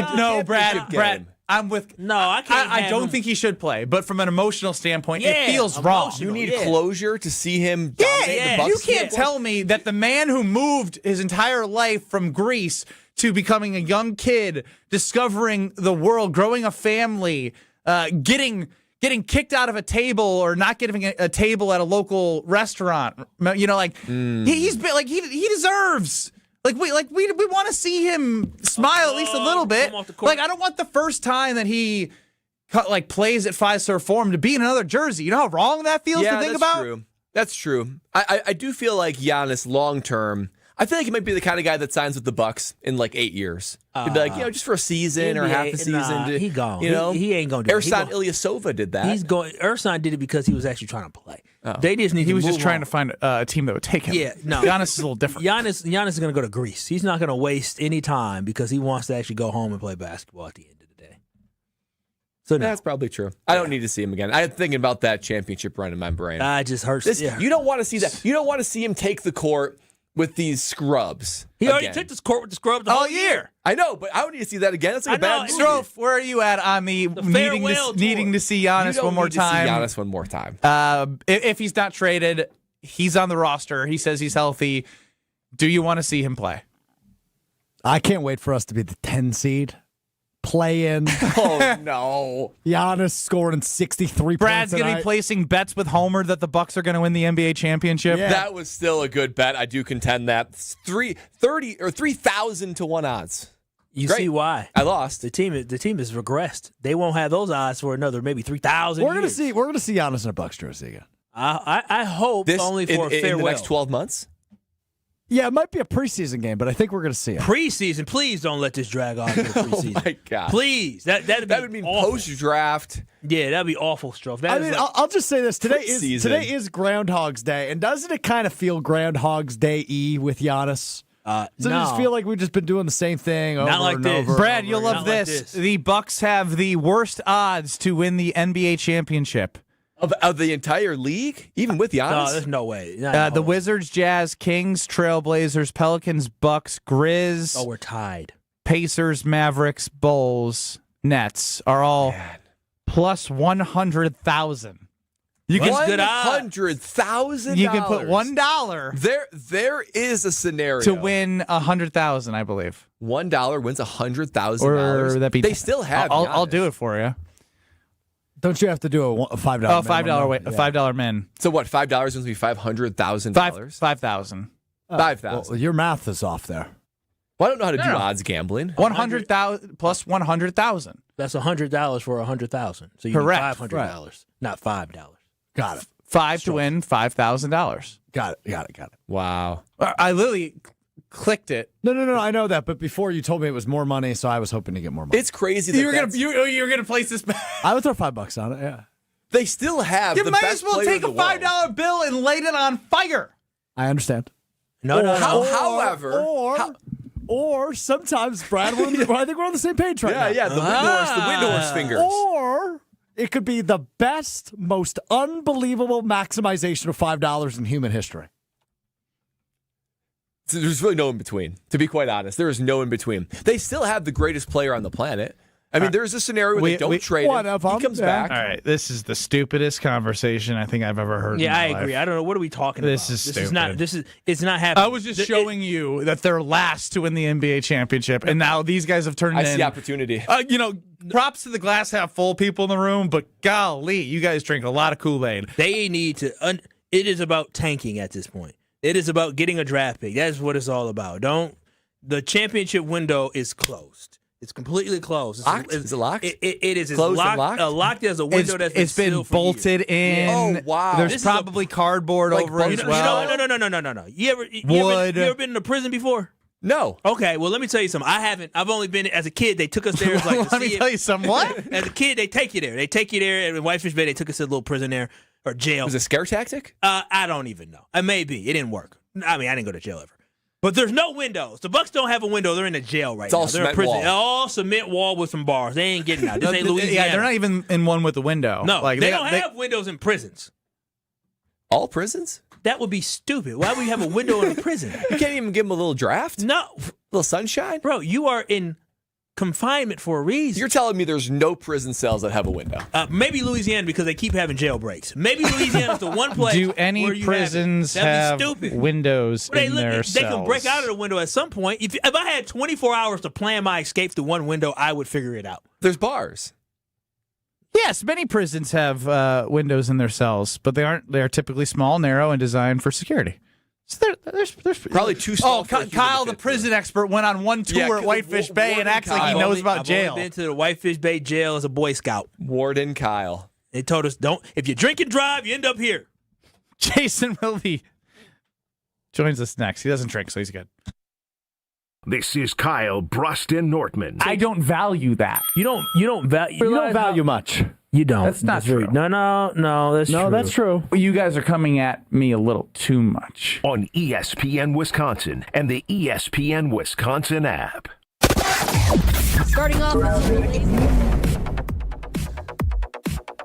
Starting off with some delays along southbound 43 through the Marquette interchange. The westbound side's got some backups on 94 from about 35th Street to about Mitchell Boulevard. And then we've also got some delays on the eastbound side heading right past 76th Street towards Hawley Road. Traffic is brought to you by Glenroy, now hiring. As the packaging industry rapidly grows, so does Glenroy. Apply today at glenroy.com/careers.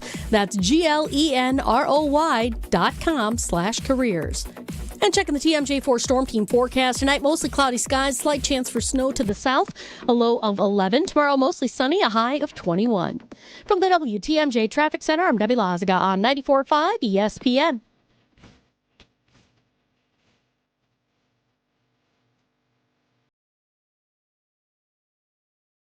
All the antics. The reason he's not running the ball real well this year is because his pants are way too high. You see him pull his pants up? Check it out. All the action. Should Matt LaFleur have waited to make this hire to at least talk to Jim Leonard? The fear was if you didn't hire him over the weekend, by the time that you talked to Leonard, kind of sorted all those ducks out, that Gannon might be off the market. The best of both worlds lives right here. Jen, Gabe, and Chewy. Weekday mornings from 7 to 9 on 94.5 ESPN, the ESPN Wisconsin app, and ESPN Milwaukee on YouTube. My husband's an animal in bed. Well, you know. Not in the fun way. Think warthog. With a chainsaw. Snoring and sleep apnea affect over 90 million people, and 1 out of 4 couples sleep in separate rooms. Advent can help. We've been Milwaukee's one-stop solution for nasal congestion, snoring, and sleep apnea for over 20 years. Unlike many other practices, we focus exclusively on these conditions, so you get comprehensive care under one roof. Advent's unique approach can help you breathe and sleep better, and many avoid a CPAP. Plus, most insurance is accepted for our effective 20-minute in-office treatments. Hey, the only animal you want in your bed is your dog. Advent. Sleep better. Sleep together. Learn how you can improve your life at adventknows.com. Experience hot gaming action and a relaxing spa day. Your perfect winter getaway at the island. Book a stay and float package to get both a standard room and a rejuvenating 60-minute float pod therapy session for less than $100. Complement your stay with an elevated dining experience at Horizon Steakhouse and fun on the gaming floor where big wins wait for you. The Island Resort and Casino's stay and float package runs through February. Call 800-682-6040 to book yours today. Certain days and restrictions apply. UW Credit Union presents the Student Athlete of the Week, supporting local student athletes as they grow on the field, in the classroom, and in the community. UW Credit Union is here for every you. Learn more at uwcu.org. With your UW Credit Union Student Athlete of the Week, I'm Will Summers. This week's UW Credit Union Student Athlete of the Week is Altoona Junior Grayson Becker. One game after joining the 1,000-point club, Becker delivered another eye-opening performance, pouring in 44 points in a win over Ellsworth. He finished the night 14 of 19 from the field and added 8 rebounds, continuing a stretch of play that has defined his standout season. Becker has been one of the most productive scorers in the state, averaging 26.3 points per game, along with 3.5 rebounds and 3.3 assists. With growing Division I and Division II interest, Becker continues to raise the bar as his junior season rolls on. Congratulations to Grayson Becker, your UW Credit Union Student Athlete of the Week. You're listening to Kyle, Brust, and Nortman on ESPN Wisconsin and the ESPN Wisconsin app. He was not taken out of context. He said the whole thing. 3-time Wisconsin Sports Writer of the Year. I don't think that means much, though. Like, it very rarely happens. Holding everybody accountable. They need to be more mature. Jason Wilde is on Kyle, Brust, and Nortman.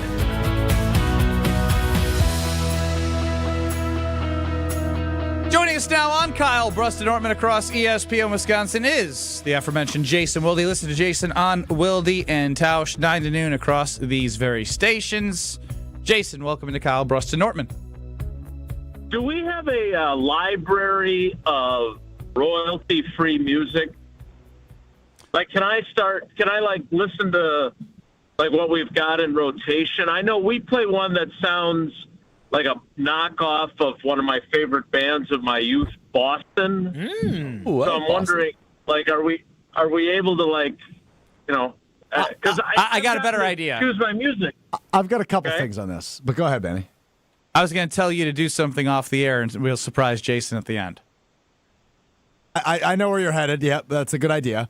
The other part of this is, though, Jason, that I think you're more fascinated with royalty-free music than anybody else on the planet. Anybody. I hear you reference it once a day. Undeniably so. How long are the royalty-free music tracks? Are they like 3.5 minutes, like a normal song? It varies. Yeah, it varies. There's a whole library. And yes, Jason, all we have to do is, if you have a genre or a style of music you like, we take a clip from that song, we put it into the system, and they find stuff that matches up with that. All right, Jason. Powerful.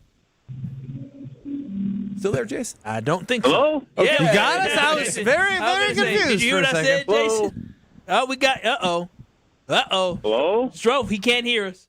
What if he's playing a joke on us? No, I don't think he's playing Pranking a joke. us. He might be. I don't know. Though he has been, this is his third time on the show in the last 3 shows. That'll get on you. KBN will get on you. Yeah. So he definitely is probably over. Who would have thought Jason would come in hard and hot on royalty-free music? Me and Strofe, because I listen to him mention it a lot on Wilde and Tausch. I had some fire royalty-free music yesterday, boy. I had some song. I was playing it to preview it, and I'm sitting there rapping to it. I think I was rapping. It was so good. Yeah, I think a lot of people even know what if you would have told me what royalty-free music was before we started using it, I wouldn't have told you that I knew what it was. Now, Jason's back here on Kyle, Brust, and Nortman. Jason, we got you, right? Hello? Yes. This time I feel like we do. I'm glad I didn't say, what the F is going on? Or something stupid like that. I didn't realize all right. Well, I missed about half that explanation, but I'm sure people want to hear more about other things. Like, I just passed a guy hitchhiking. Do you pick him up? Who hitchhikes anymore? No. First of all, I got no room. I got both of the dogs with me, and they're renovating at Lambeau's, so I have to clean out my office. Jason, the reason I asked you, I don't want to interrupt, but I am. The reason I asked you is because yesterday we had a whole conversation on Sunday Karma about picking up stray dogs and trying to help them out. Yeah. And you just said you see a stray man or woman on the street and you go right past them. Yeah, no, I'm picking up the dog because I feel confident that I can calmly and wisely get them to, get in the car and we'll find your owner. Everything's going to be fine. They're not carrying weapons. Like, I don't know if that guy's got a weapon. Like, he's got a chainsaw. Them dog's teeth is weapons. The dogs likely won't kill you. Hitchhiker might. A dog can kill. Thank you, Brad. That stray dog could have rabies. Dogs get put down every day in America because of the fact that they go rogue. Well, Jason, you're bringing up that you're trying to find the dog's so do, owner. Citizens of America. It sounds like a collar is on this dog. Are you picking up uncollared dogs, too? Well, first of all, I haven't picked up any dogs yet. This was a hypothetical presented to me yesterday on Sunday Karma. But I've picked up cats that were out and about from time to time. Oh, no, Jason, there's too many stray cats out there for you to be doing that. I know. Usually you can't catch them, but one was injured, so I got him into my car. I was driving. I didn't have my dogs with me. There's been multiple occasions where I have rescued dogs that were had obviously gotten out of their yard. Like, if it's a mongrel who looks like he's going to attack me and he's baring his teeth, of course I'm not going to try and wrangle him into the car because, as you aptly point out, those are his weapons, just like the guy I just drove by might have a machete in the back of his coat or something. In rural Green Bay, you just never know. Jason Wilde joining us here on Kyle Brust Nortman across ESPN Wisconsin. Jason, we will be diving a little bit deeper, and this isn't an exercise that, of course, it's not first time that anyone's done it, but I think it's really interesting, as we had a discussion last week, is we're going to dive deeper into the 21 and 22 draft classes, because it feels like if they were going to be able to continue on, not that it's a closed window, but to be able to build off of last year, it would be a better problem to say, we have to sign this person because they're so good. And like, I guess now you're in the same spot of like, if you're going to fill a roster with guys leaving, there's a learning curve for rookies. Not that they can't come in and play. Again, I'm just still going through this puzzle in my head of how this is all going to come together next year. Yeah, I don't blame you. It's. I was just having a conversation with a friend of mine about Doc Rivers and how you can be a championship coach and the league can change, and maybe what made you a great coach previously is not what would make you a great coach now. And I think with the NFL, the way you build your roster might be similar. Now, I think Goody is more like Ted than people want to admit. They point to 2019 with that free agent class, and they point to Josh Jacobs and Xavier McKinney, and they want to say that Goody's been so much more active in free agency. But really, those 2 years he definitely was, but most years he isn't, right? I mean, this year he was active, and he chose two guys that certainly were not home runs. There was a press conference at the end of last season, which Goody hasn't done this season's yet. Now that he's gotten his extension, I would hope he would. But, I basically said in my question, I'm like, look, those two guys that you signed, they weren't just home runs, they were grand slams. And he interrupted to say thank you, and I said, you're welcome, and then I continued my question. But my point is that, if you're going to have to use that regularly, which now he's done 2 years in a row to fill holes, right? Think about those four guys, right? Think about Josh Jacobs. It's because you missed on A.J. Dillon, right? A.J. Dillon should have been your starter and made Aaron Jones obsolete, and you were wrong, right?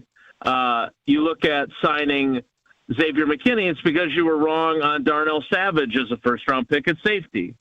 You look at Aaron Banks, it's because you were wrong, essentially, on Josh Myers, although you could have kept him for like $2 million a year, and he probably would have been better than what you ended up doing. Mm-hmm. And then you signed Nate Hobbs because you were wrong on Eric Stokes.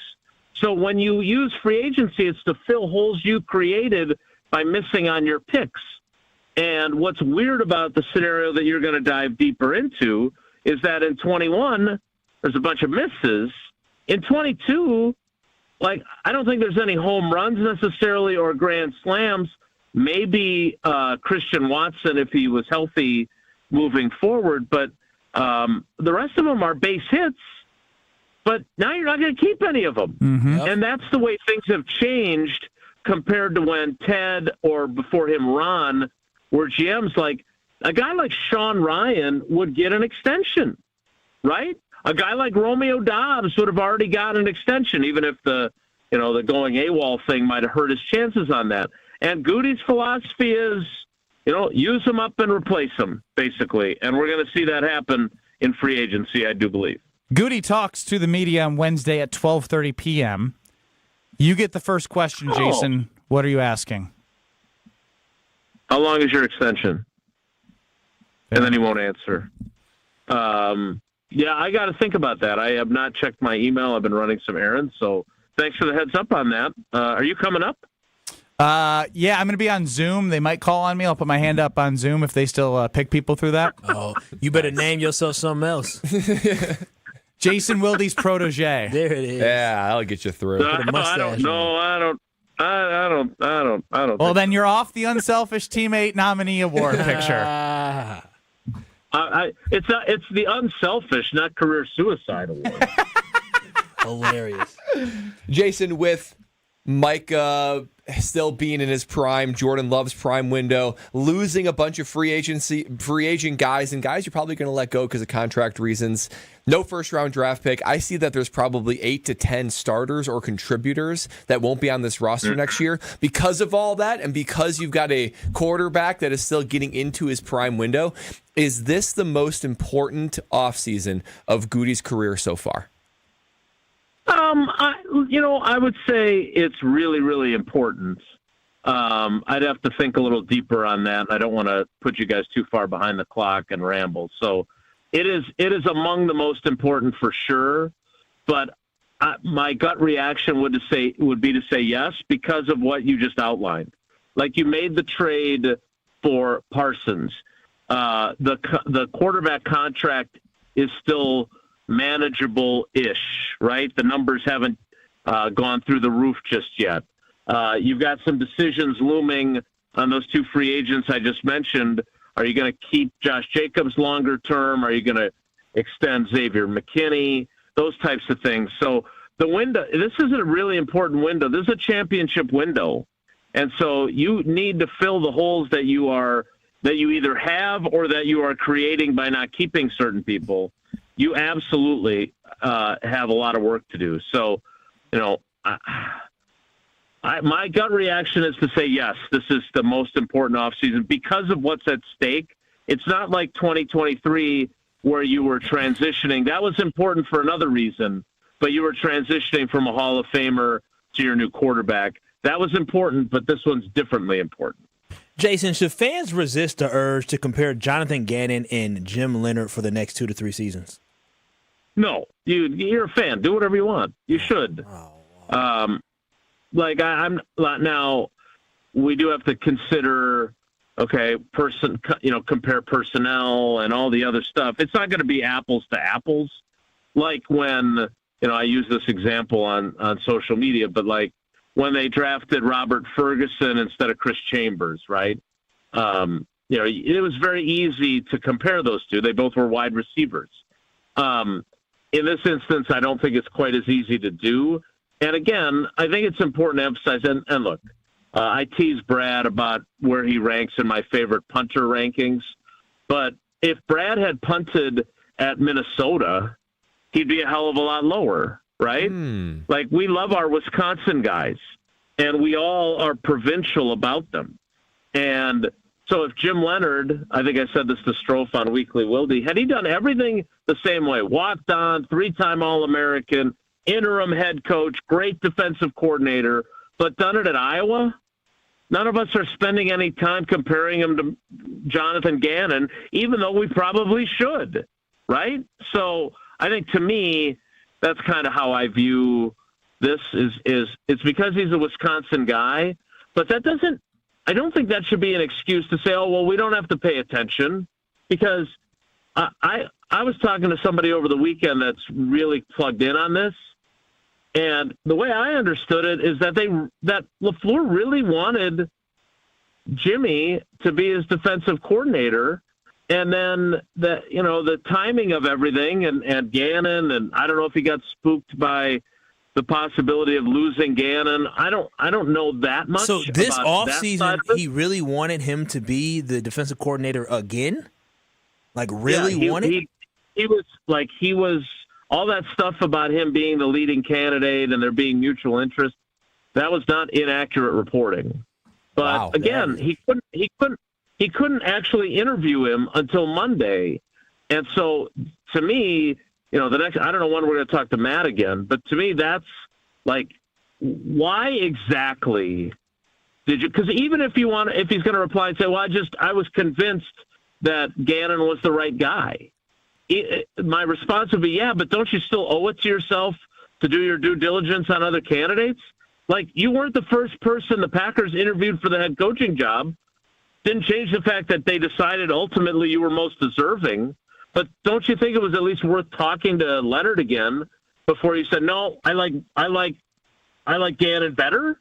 So, like, that is a conversation that I would like a clearer answer to. But again, I don't know when that conversation is going to be had, and I don't know how willing Matt LaFleur is going to be honest and say, yeah, I didn't want to get into a situation where I was without both of them, and a bunch of the guys that I liked on my own staff had gone to Miami, which I think is what's probably the scenario. Well, fair enough for that. We'll continue to see how this all transpires and what you get to ask and when you get to ask. But we have a surprise for you on the way out.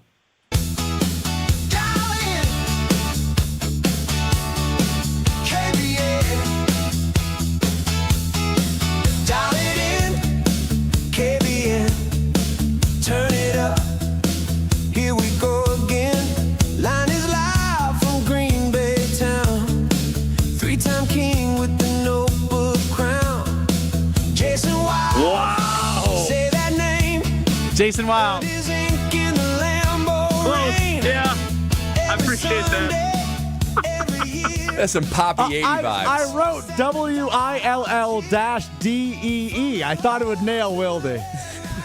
All right, keep working on that. I love it, Strofe. Do you like it, Jason? Appreciate you guys. I do. I like it a lot. It's fun. All right, thanks, Jason. Jason Wilde. All right, boys, take care. Be good.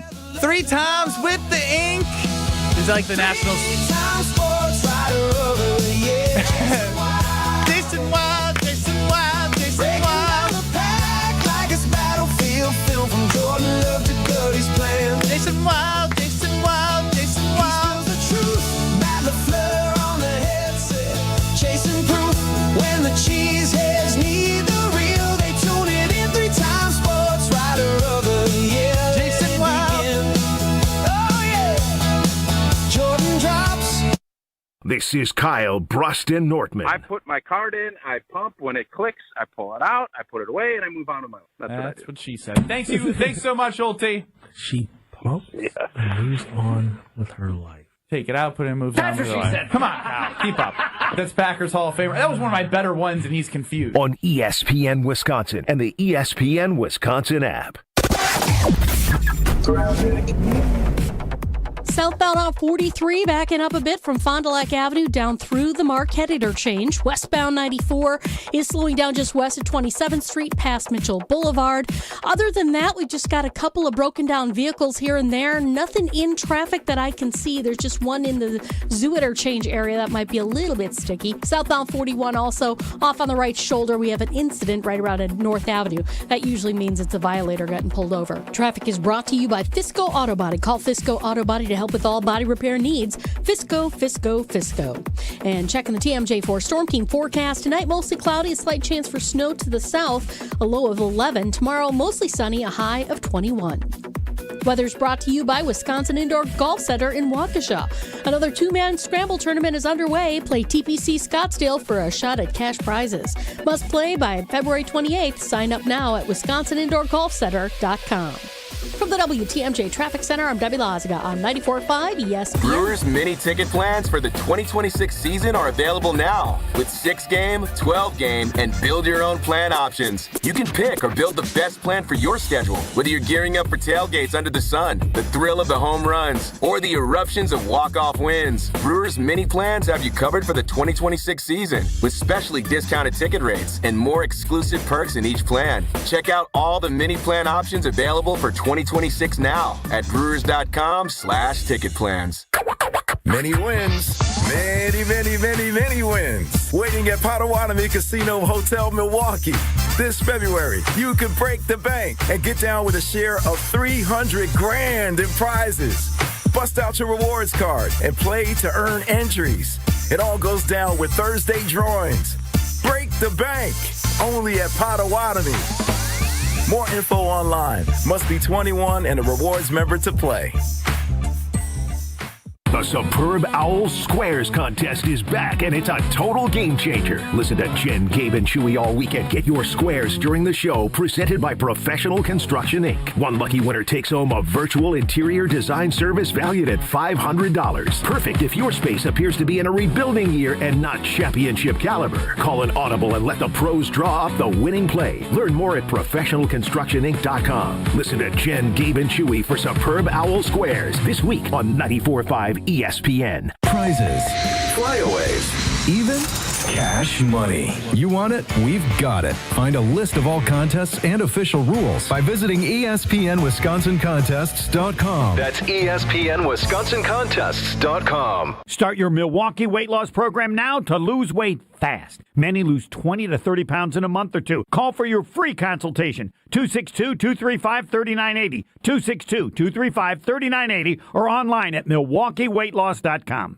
Wisconsin homes ask a lot of their windows and doors. They need to be ready for anything year-round. At Pella Windows and Doors of Wisconsin, everything we do is built around quality and durability. You shouldn't have to make compromises to ensure you're comfortable at home. So right now, take advantage of 0% financing for up to 4 years. There's never been a better time to experience Pella in person and get all your questions answered. Join us at the NARI Spring Home Improvement Show, February 13th through the 15th at Wisconsin State Fair Park. Book your in-home consultation at the show and receive a free Design Works rendering. From design to installation, Pella's local experts are there to guide you every step of the way, helping you choose the right options for your home, your style, and your budget. Thanks to 0% financing for up to 4 years and our 10-year limited warranty, you can feel confident in your decision long after installation day. PellaWI.com. Certain restrictions apply. It's 2/28/2026. This is Kyle Brust Nortman, KBN, on ESPN Wisconsin, ESPN Milwaukee on YouTube, and the ESPN Wisconsin app. If you're looking for a weekly pulse of the Milwaukee Bucks, straight from a fan favorite and Bucks legend, you can tune into Here District with Marcus Johnson.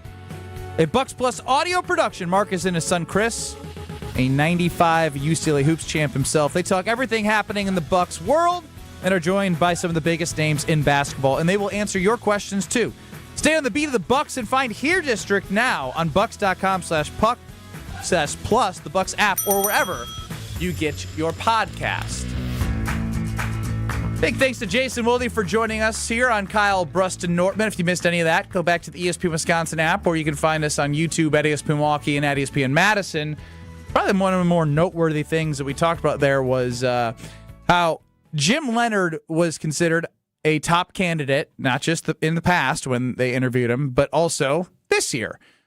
Before they had a chance to interview him on Monday, was it the same day that they hired Gannon? I thought Gannon hit Saturday or Sunday. Right before. Sunday morning. Sunday morning. Which is what I found interesting of, like, why not wait for Jim Leonard to do the due diligence? I understand the risk of, if you wait, Jonathan Gannon may not wait for you. Mm-hmm.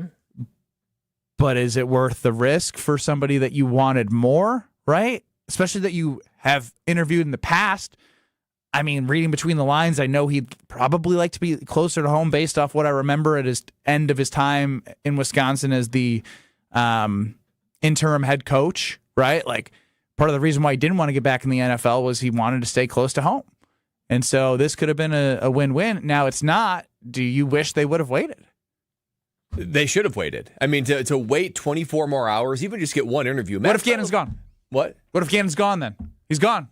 hey, we have to do another interview. I get that's the fear, but then you're operating out of fear. And I just don't think you are making wise decisions if you're operating primarily out of fear. Now, I think the Packers should try to be a place where somebody wants to go, because there's all these D coordinators that are trying to find a job in the wake of all these head coaching jobs. But all those head coaching jobs are considerably less stable than the Green Bay Packer, assistant coaching tree. So to me, if Matt LaFleur loved Gannon and after interviewing him said, I don't care what Jimmy says, this is my guy, I say, I'm behind you, Matt LaFleur. I would have loved to have Jimmy be interviewed, but I'm behind you. If he said, I'm scared primarily that Gannon's going to go and I have an opportunity to miss both of them, which is a legit fear, I become concerned. And I think that Matt LaFleur would benefit better to wait and actually interview Jim Leonard, and even just wait 24 to 48 hours before saying, you know what, final gavel on the table, I'm going with Jonathan Gannon. Yeah, I need to trust and hope and believe that Matt LaFleur, he made this decision not based off panic, but based off the fact that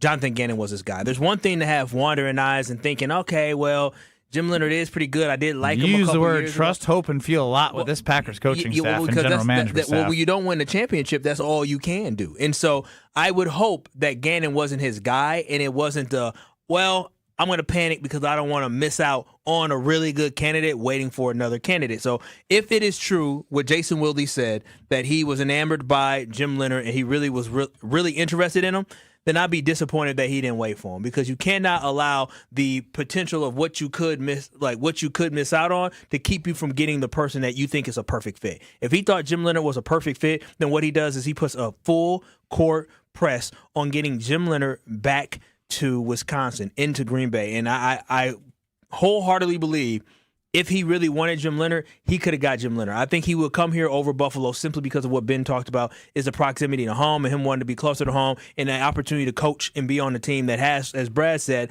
that stability. So I do not believe Jim Leonard was going to be a guaranteed to come to Green Bay, and I do not believe that Matt LaFleur actually wanted him. I do truly believe that the only reason Jim Leonard is in Buffalo is because Vance Joseph did not get a job. I do want to mention as well that from what we did see work for the Green Bay Packers with Hafley, whether you believe in Jonathan Gannon as a head coach, he did have head coaching experience. He did have a resume in which he was a defensive coordinator of an Eagles team that in 2023 won the Super Bowl. So they lost the Super Bowl to the Chiefs. Yep. My overall point being is Jim Leonard, passing game coordinator, defensive backs coach, it's a big jump to the Green Bay Packers defensive coordinator job. I'm not saying he's not capable, but based off Hafley having the head coaching experience, it just, I don't know. This is a safer play.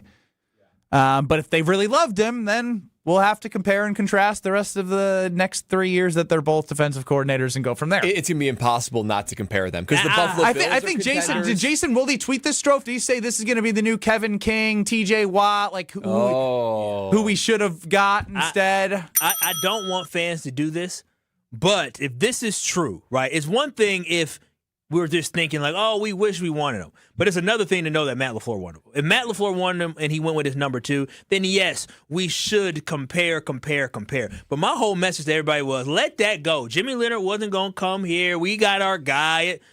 But if what Jason says is true, I was going to say, you said, whoa. Then you do have to compare, because now you're up against, if he performs well, that could have been our defense. Matt LaFleur. So Matt LaFleur, if this is true, just put himself in a terrible situation. Loose lips sink ships, and whatever got out about Jim Leonard could sink a ship if Jonathan Gannon isn't good. Well, and the Buffalo Bills defense is not riddled with talent. It's not the, that's what I'm saying. It's not the Eagles. So if Jimmy can go there and they're really impressive, we'll see how Gannon does. But my point is, I thought you were going to go was, if you had to pick between the two, for sure. Who doesn't want Micah Parsons as my first job as defensive coordinator? That's having a cheat code, already building something, beyond. And that the Packers defense was good when Micah Parsons was healthy. They weren't, this spectacular, historic defense, but they were a top 10, almost top 5 defense with Micah Parsons there.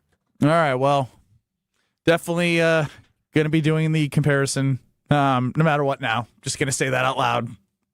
we're all going to be doing it. No, we should. Based on the report, we should. Even if you say, like, I'm just going to trust the guy, you will be peeking your eye over in Buffalo and seeing, what is Jimmy doing over there? Matt, somehow what's Jimmy doing over there? Jason just gave us more drama for the season. There's just going to be more drama now. You're going to be a comparison of what are you doing. So now you're going to be looking at what Buffalo's doing on the defensive side of the football. You're going to be looking at Philadelphia, what they do on the offensive side of the football, all based off decisions that Matt LaFleur. You're not going to be looking at Halfley in Miami? Long term, yes. Yeah, I mean, Halfley but got not a head coaching job. I mean, he's got Joe Barry on his staff, so God bless him. We wrap up the ESPN Wisconsin portion. Head to the 414 hour at 4 next. This is Kyle Brust Nortman, KBN. Brent is crazy. Strofe is emotional. I don't want to get in between none of this. On ESPN Wisconsin and the ESPN Wisconsin app. The Homer Hour with special guests every day from 5 to 6. The Packers also got a defensive coordinator. I like the hire. I think he's proven. He's coached high-level defenses, ones that went to the Super Bowl. The best 60 minutes of your day happens on the Homer Hour. It'll be interesting to see what he brings from a schematic standpoint. Ran a lot of 3 down. This team just got rebuilt to be a 4-down team. Weekday afternoons from 5 to 6 on 94.5 ESPN, the ESPN Wisconsin app, and ESPN Milwaukee on YouTube. Kessler's gives you diamond choices that no one else can give you. We have all the colors and clarities and carat weights of diamonds that come from diamond mines. And we also have diamonds that come from plasma chambers, newborn created diamonds. Is it time to buy an engagement ring? Or a big anniversary diamond? Tell them what an anniversary diamond is, Monica. An anniversary diamond can be twice as big as the one in her engagement ring. Why twice as big? Every diamond makes a statement. Okay. The anniversary diamond says, I love you twice as much today as the day I married you. Now tell them about our miraculous no small print warranty. If you bought it at Kessler's, it's guaranteed. It's just that simple. And all maintenance is free forever. No charge. Yes, it really is that miraculous. You found a partner you want to share your life with. When you're ready to celebrate. We've got a diamond for that. Find the Kesslers nearest you at KesslersDiamonds.com. An ESPN Radio Extra Point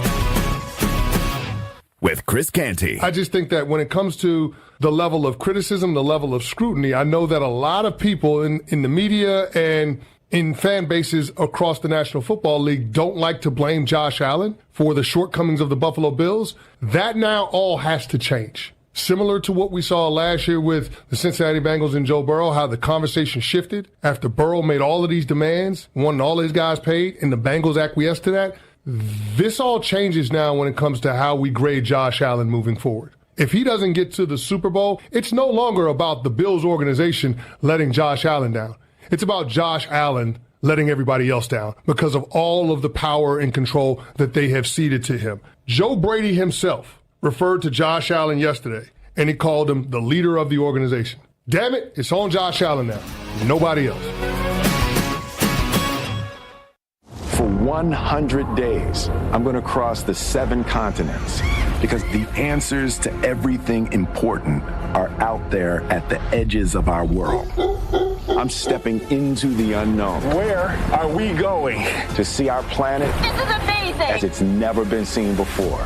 From pole to pole. Pole to Pole with Will Smith from National Geographic. Now streaming on Disney Plus and Hulu. Show me the way. My name is Whitney Allen. I am a widow. My husband, Ryan, died. We never thought in a million years we'd have to use life insurance. The unexpected happened. With Ethos, it is so fast and easy. It's 100% online. You can get a quote in seconds, apply in minutes, and get same-day coverage. No medical exams, and you can get up to $3 million worth of coverage through Ethos. Get your free quote at ethos.com/game. That's ETHOS.com/game. Time spent on application may vary. Online health questions required. Ben Brust here for the Princeton Club. If you're looking for your better tomorrow, you know where to go. It's the Princeton Club. If you're looking to grow, it's also the Princeton Club, because they will cheer for you in all areas of your life. The best way to do that is to start a foundation of having a healthy body, and your growth will start from there. With the cleanest health clubs in Wisconsin, they provide everything for you to reach your goals. Start your better tomorrow today and grow in all areas of your life at the Princeton Club. Join for a better tomorrow. You're listening to Kyle Brust Nortman on ESPN Wisconsin and the ESPN Wisconsin app.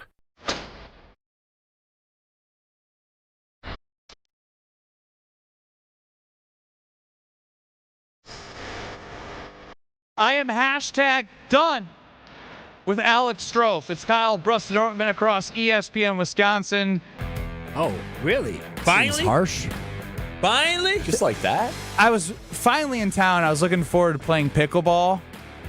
And then Strofe was in the group. And then he immediately texts, Pickle Boys! Yeah, he's an interesting. Pickle Boys. He's an odd And kid. then... Yeah, that's what me and Ben call ourselves. No, when we don't. play No, that's what pickleball you together. say. We're the Pickle Boys.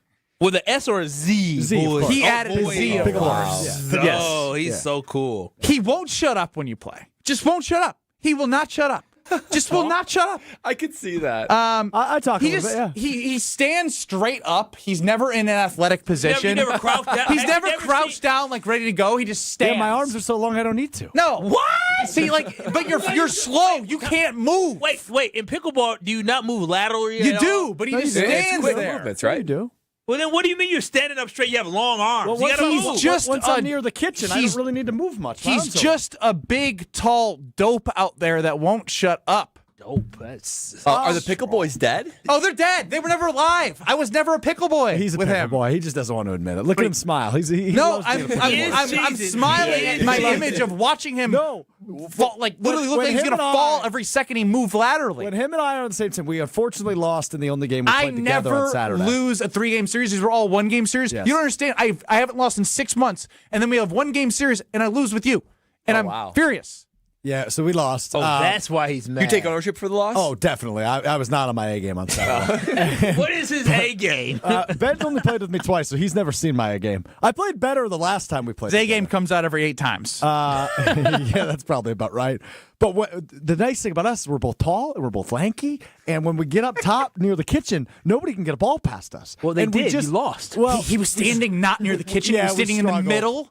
I was like, hey, struggling a little bit. Go up there or So, go to the baseline. Here's the thing about Benjamin Brust. Here's the thing about Ben Brust. This guy's a psychopath. He's an insane person. How so? So I've heard rumors about him when he does athletic things, right? He just a buddy of mine always says he just doesn't know how to turn it off. He's a Division I athlete. He's going 110% all the time, which is true, and I like that about him. That's why I like him on my team, because I can barely get it to like 80%. So to have somebody that gets it to 110%, that's a good thing. Now, we play with people we like and like respect and hang out with and have drinks with. Like, we play with people we like. So when they do something good, typically I say, hey, nice serve, or great return, right? Everybody in the group does it. Everybody in the group. It's a common thing we do, right? Nice return, nice serve. So I said that one time. Ben grabbed me by the shoulder, looked me dead in the eye and said, no. And I said, what do you mean no? And he said, we do not compliment the opponent. And then, no, he wasn't done. He said, we do not compliment the opponent. We beat them with pure brilliance. Yeah, and he walked away. with like action or something. Oh, like, yeah, great action or something. It was just insane. Like, wow, it's 9:30. But also, like, it wasn't that right. good of a serve. He just sucked and didn't get it. Yeah, so it's like, to me, it's be better. Don't compliment them. Be better. Yeah, that doesn't sound too insane. You don't understand the scenario in which we were. Okay? This is a common thing everybody does. You will back me up on that, yes? Yes, Everybody yes. in the Everyone, group. good serve, good serve. Yes, we're all very kind to one another. And Ben looks me in the eyes and he goes, we will beat them with action. It's scary. It's scary. Why? If I'm on the golf course, golfing Nice shot. with or against my buddies, I'm not complimenting them. Yes, I'm you trying to get in their head. I'm complimenting my teammates. To compliment your opponent in the thick of things, only compliment that scrubs. would be hard. Maybe after the game. But like, if it was actually a good serve, like that's the thing. Like, okay, But it was a good. That one was a good serve. It was a good serve. No, you're just Is he complimenting every point? basically No, basically when he wasn't able to return it, it was a good serve. I only whiffed on one serve the entire day. I guess I'm confused about how do you do something athletic such as a sport where you need to move left and right and forward and backwards and you don't squat. Have you ever seen a tennis match I before? do squat. He's No, you said you stand up. You said I have long arms. I do stand more straight up than most, I would imagine. Pickle Boys are dead, but we're back on KBN in 2 minutes. Don't go anywhere. KBN's the show that never ends. Still a pretty quiet ride around the area. Mainly the delays are going to be on 43 southbound from about North Avenue down through the Marquette and onto the high-rise bridge.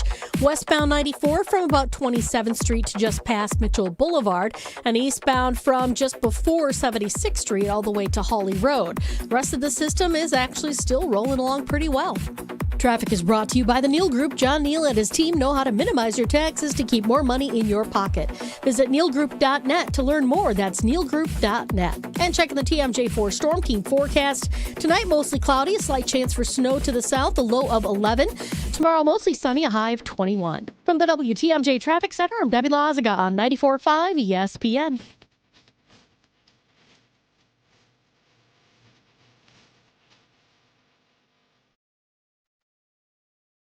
February means big savings at Exterior Pros and Baths. Upgrade your home with energy-efficient windows, durable roofing, new siding, or a beautiful bath makeover and get $3,000 off your project. That's $3,000 in instant savings, but only for a limited time during our February winter savings event. Call 262-800-4274 or visit extpros.com now. Exterior Pros and Baths.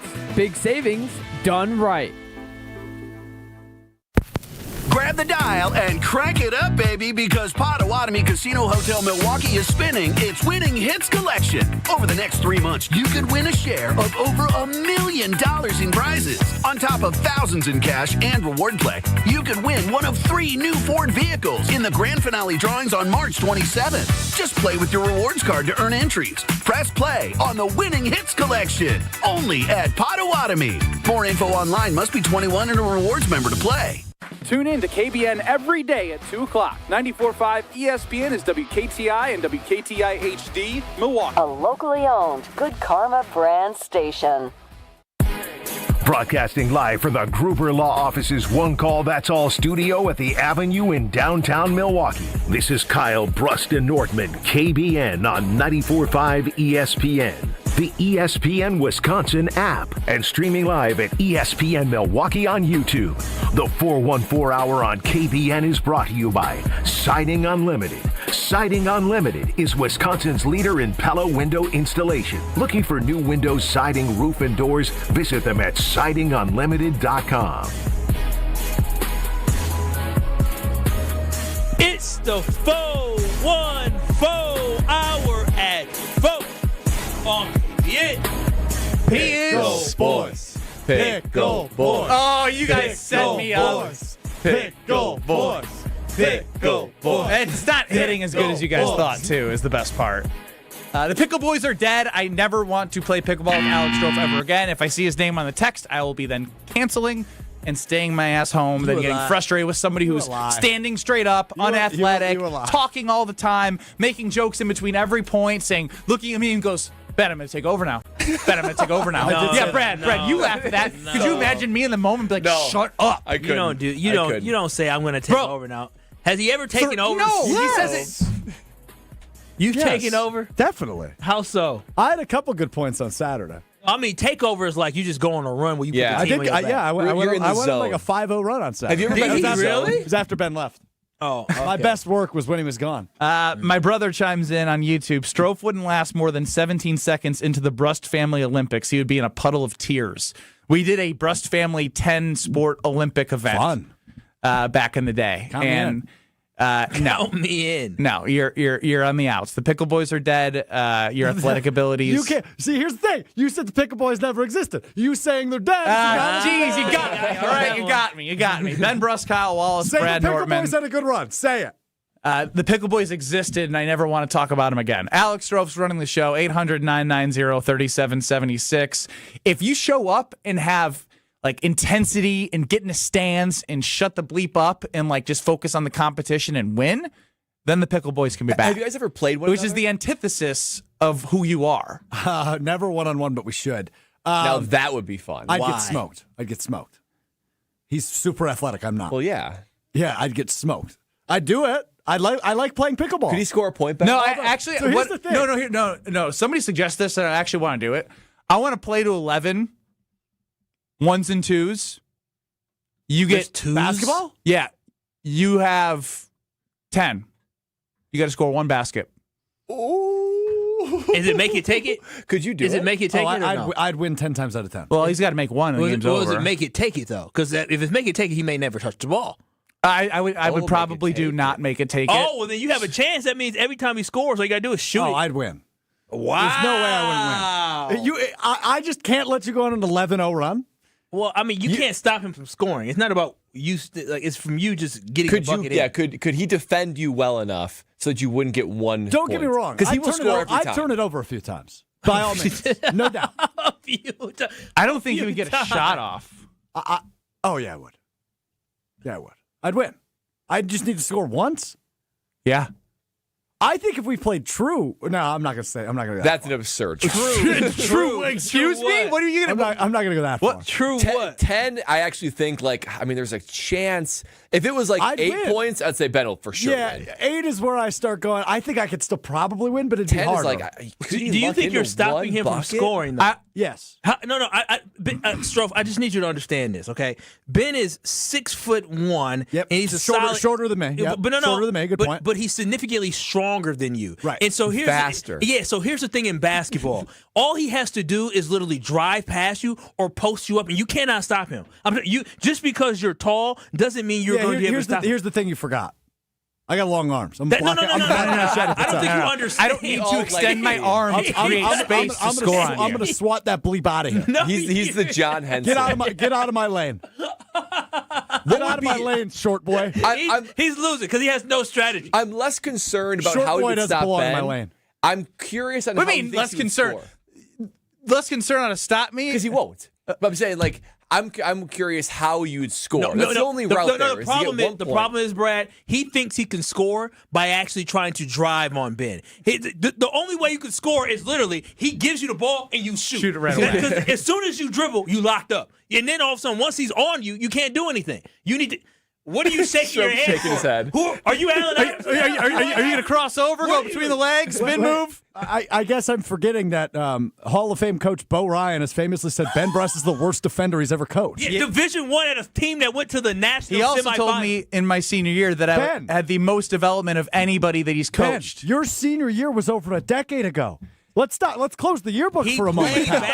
You don't know what an athletic stance looks like. At least Mike Bruzewicz is still playing overseas. You haven't played professionally in a decade. Is Mike really still playing overseas? Yeah, chasing the dream, man. Yeah. Your dream ended a decade ago. And that has anything to do with you and me, how? You give me 1 point, I'm going to clown your ass.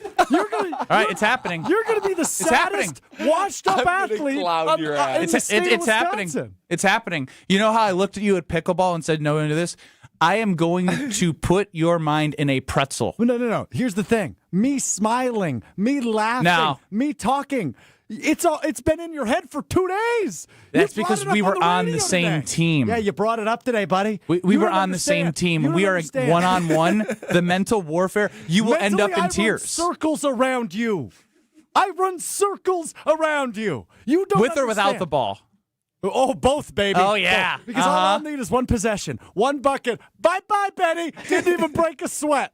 You washed up possession. Clown. You washed up clown. All right, you guys got to pick a side. What do you mean pick a side? There is no side to pick. This is like Russia, China, and U.S. going up against the Philippines or some small island. What do you mean?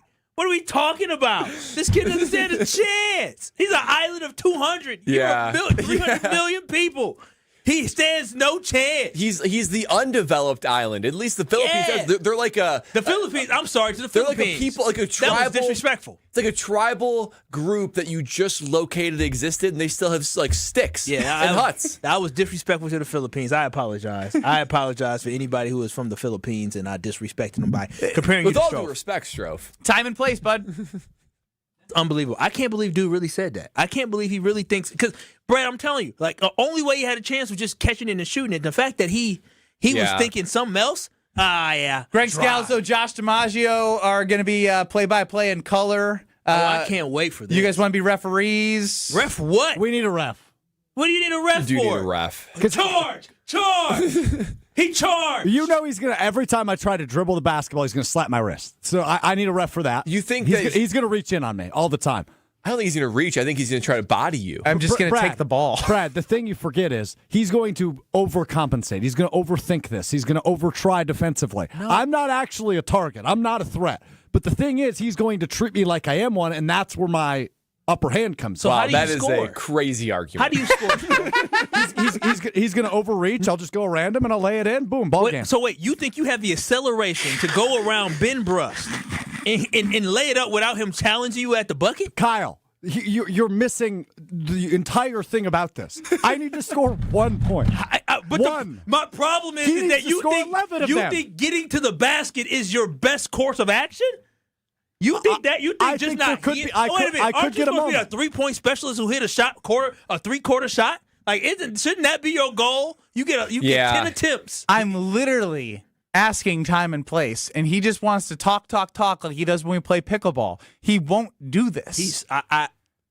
I remember, and Strofe thought he could do that 3-point challenge that Mr. Flame or Mr. whoever Beast Mr. Beast put out there, right? They could do like 90 or 190, whatever it was, and it's like borderline impossible. Strofe thought he could do it, so he's a sharpshooter, if anything. I just see sharpshooter.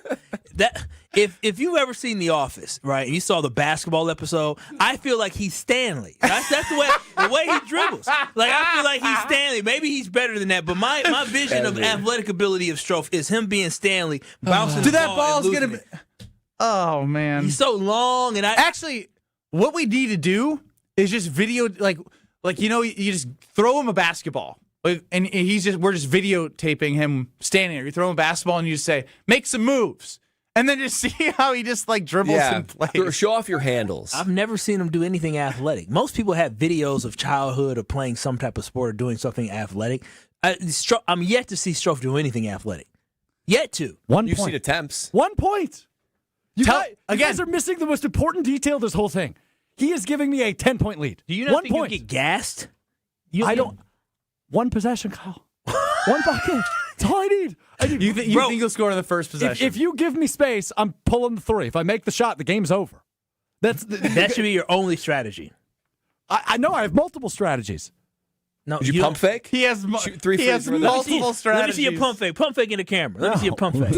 I can't give him too much. I can't give him any film. Name the time and place. I'll do it tonight. I have a court in my apartment. Oh, wow. I will happily delay my ride home for this. I got to change shoes, but I'm wearing my office shoes today. They got no grip. Office shoes. We got to get it set. We got to get social media involved. This we need a little more timing. Everyone's got to pick their side. Yeah. I think your sides have already been picked. Yeah, Nobody believes in me. No. I'm saying we go around the entire office. When I win, stay over there. Stay over there. I will. I remember, this reminds me, this is what I envision in my head, is we got to figure out, like, where everyone is on this. When I was growing up in high school basketball camps, you had the one-on-one tourneys, right? Yeah. And then everyone would sit on a side for the person they believed would win the tourney. Like in the final game, we got to see who's get a pick that Strofe can score one basket. One person on his side because she has to be. No, I think she would actually sit on my side if she if it wasn't about feelings and emotions. If she sits on your side, that's a real one. You marry her. You love someone. Exactly. She's gonna be by herself. That's important. That's important. With a sign that says, "You tried, honey. I still love you." Yeah. I can't believe Strofe actually thought he had a chance. Not thought. You said it in past tense. I think. And I know. I will win. And 1 point, guys. What? God, if this was true 1-on-1 to 11, I agree. I'm losing 11-1. What athletic there's a key point. Shut up, Kyle. Listen to me. Okay. I just said if it was truly 1-on-1 to 11, I would lose 11-1. But there's a crucial detail about the score I just said. 1. All I need is 1. Have you ever seen the movie Little Giants? I don't watch movies. Well, the quote is, all it takes is one time. All it takes, 1 point. When's the last time you played basketball one-on-one, Alex? It's been a minute. Okay. I've been shooting around recently. Russ is playing with the Knipple brothers. NBA players. 6'10" guys. Like, he's worried about his frame. His frame. You know what's going to happen? He's going to throw an elbow at my nose. No, I'm not. I don't need to do anything. I think he's going to need to cheat. I truly do. I think he's going to. That's why I need a referee, because I think he's truly going to need to cheat in order to beat me, and that should tell you the sad state of affairs that we're in. We need to give an award for the most delusional individual at Good Karma Brand. This isn't delusion. My good friend You're asking me to score 1 point. One. 1 point. That's all you're asking. One. Again. That's the part you guys are delusional about. It's 1 point. One. But it's you. It's you. But it's you. Everything you do, you suck at. It could be a freaking circus shot. As long as it goes in the hoop once, you it think counts. you're going to get that close for a circus shot. That's what I'm trying to tell you. Yes, he goes, the fact that he's even resorting to his head, it could be a circus shot that goes in. You're doing a 30-foot hook shot? I'm trying to play in my head the sequence that would have to unfold for him to score. I'm still thinking. My shoelaces would have to be tied together. No, he just needs to get the ball and shoot it every time. Yeah, but when I check it to him, he's not going to have space to shoot it. As soon as he gets it, he shoots it. I didn't realize how much the people I surround myself with disrespect me. This has been an enlightening 20 minutes. Have you seen your videos across social media? Have you seen how embarrassing you've been athletically? Have you seen what of an indictment you've been to ESPN Wisconsin athletically? Can you do a little jump shot for me? Yeah, give us a little jump shot. I can't give. I already told you I can't give him any. No, catch it and let me see you do your little throw him the ball. Throw him the imaginary ball. I'm practicing tonight. Chest pass. By the way, you should practice by playing one-on-one. Shooting by yourself on a hoop ain't gonna help you. Yeah, you need some exhibition games. Ben, you realize if you lose, what that will do for your career. It's going to plummet. I mean, it is. I mean, this is career suicide. Using career suicide because Jason Wilde used it? Cute. My mentor, yeah. So I bet he'd have my side. Should I ask him? Giannis Antetokounmpo. Strofe would score a point on him one-on-one, am I right? It's 1 point. It's 1 point. You just let Ben get away with comparing himself to Giannis Antetokounmpo. I was not doing that. I'm talking about you versus him. I mean, the gap between Giannis and Ben played is on the same smaller court than you and as Giannis in summer league. Yeah, the gap is in 2013, maybe. There's a big gap between you two. The gap between me and Ben is closer than the gap between Giannis. Ben can legitimately that's not true at all. Ben could probably train for 6 hard months. He could be at the end of the bench and get garbage time in an NBA game. Garbage time. When I say garbage time, I mean standing out there. He can let one rip. Still, he's 35. Kyle, his career's been over for a decade. You play shooter. I believe Ben Brust, spot shooter. Yeah, all you gotta do is stand out there and catch and shoot it. You guys actually think you sound right? You actually think the things you're saying sound correct? I don't know about today. Ben NBA. Brust could go on a basketball court with 30 seconds left in a game where the Bucks is losing, I don't know, 100 and something to 70 something like a couple days ago, and be out there. They ain't got nothing to lose. Stroke would be running the wrong way. Kyle, given your argument, you could be out there too. It's different. Ben actually has the ability to be out there. I think if Ben had 3 minutes in an NBA game, and that in that time he could probably get a bucket. He'd get a bucket. I mean, I know I couldn't get a bucket. He can shoot. I don't know about I might be able to get a bucket. Giannis Antetokounmpo next. You're listening to Kyle, Brust, and Nortman, KBN. Ben, the irony of you saying this guy sounds like a tool and thinks he's better than everybody else. On ESPN Wisconsin and the ESPN Wisconsin app. We're starting to see some delays on the bypass heading westbound from 27th Street all the way out past 60th. We've also got eastbound slowing down out of the Hale interchange all the way to about 76th Street. Eastbound 94, you're seeing delays from 76th almost to Hawley Road. Westbound is going to be slow from 27th to Hawley. And southbound 43, watch for delays from before North Avenue all the way down onto the high-rise bridge. Traffic is brought to you by Geist Garage Doors. For over 70 years, Geist Garage Doors has been the local trusted name for garage door sales, service, and repair. Visit GeistDoors.com and don't think twice, call Geist. And checking the TMJ4 Storm Team forecast tonight, mostly cloudy, a slight chance for snow to the south, a low of 11. Tomorrow, mostly sunny, a high of 21. From the WTMJ Traffic Center, I'm Debbie Lazaga on 94.5 ESPN.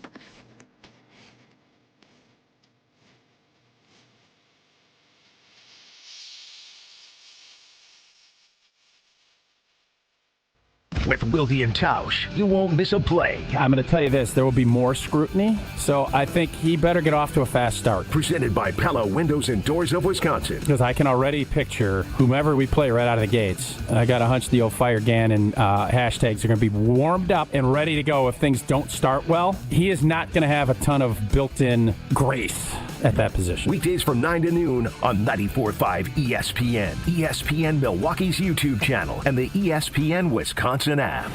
Tired of waking up exhausted? That dad bod weighing you down? Let's get you back to the old you. If your energy, focus, and drive aren't what they used to be, your hormones could be out of balance. At Mentality, we'll dig into what's really going on, then build a personalized, science-backed plan using hormone therapy and peptide treatments to get your brain and your body back on track. So stop telling yourself you're just getting older. Book your appointment now at lowtusa.com. Right now, all new patient labs are covered in your treatment plan. That's a savings of $250. Go to lowtusa.com. Two hearts are interlinked, Intertwined. permanently connected like two links in a chain. the perfect symbol of a lifetime commitment. One of the hearts is silver white. The other is silver pink. And each of the hearts is inlaid with tiny little diamonds that glitter like stars on a clear winter night. The interlinked hearts are hanging on to each other as they dangle on the end of a chain. Another perfect symbol of having a life partner. It's not only the perfect symbol of a lifetime commitment, it's an incredibly beautiful diamond pendant.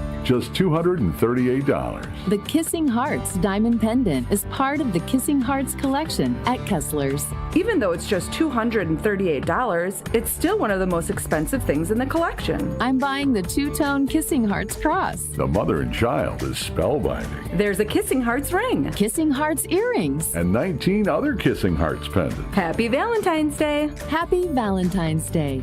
To find the Kesslers nearest you, visit KesslersDiamonds.com. Brewers mini ticket plans for the 2026 season are available now with 6-game, 12-game, and build your own plan options. You can pick or build the best plan for your schedule, whether you're gearing up for tailgates under the sun, the thrill of the home runs, or the eruptions of walk-off wins. Brewers mini plans have you covered for the 2026 season with specially discounted ticket rates and more exclusive perks in each plan. Check out all the mini plan options available for 2026 now at brewers.com/ticket plans. For the big game this year, upgrade what's in your cooler. Meet Carbless, handcrafted premium cocktails in a can made with real spirits and big, bold flavor. Zero sugar, zero carbs, only 100 calories, and gluten-free. Carbless delivers bartender quality cocktails that are easy to enjoy from kickoff to the final play. Perfect for watch parties, game day spreads, or packed living rooms. When the food is hot and the game is loud, crack open a cold Carbless. Stock up on flavors like black raspberry, lemon lime, and pineapple before game day. Carbless, full of flavor, ready for kickoff. This is Kyle Brust Nortman, KBN, on ESPN Wisconsin, ESPN Milwaukee on YouTube, and the ESPN Wisconsin app.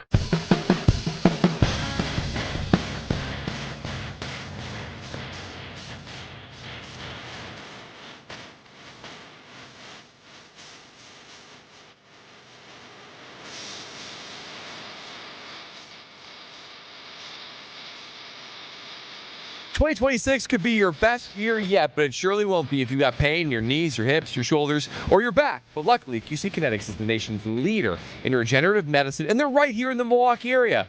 Greenfield, Mequon, I've been at the Greenfield location. Every time I stop in there, I am truly amazed at the cellular tools in their toolkit to get rid of that inflammation, get rid of that pain, and get you feeling your best life. 40,000 people. That is how many satisfied patients that they have had that's already living their life and experiencing something of a miracle. That is QC Kinetics treatment. No pain, no surgery, no drugs, no downtime. Just feeling the way that you want to feel, giving QC Kinetics regenerative treatments and getting you back to your best year ever. They're going to put you on a personal path to a pain-free life after your free consultation and giving you all the expertise you need to be living your best life. Call QC Kinetics today for that free consultation. 414-240-2298. That's 414-240-2298. 414-240-2298.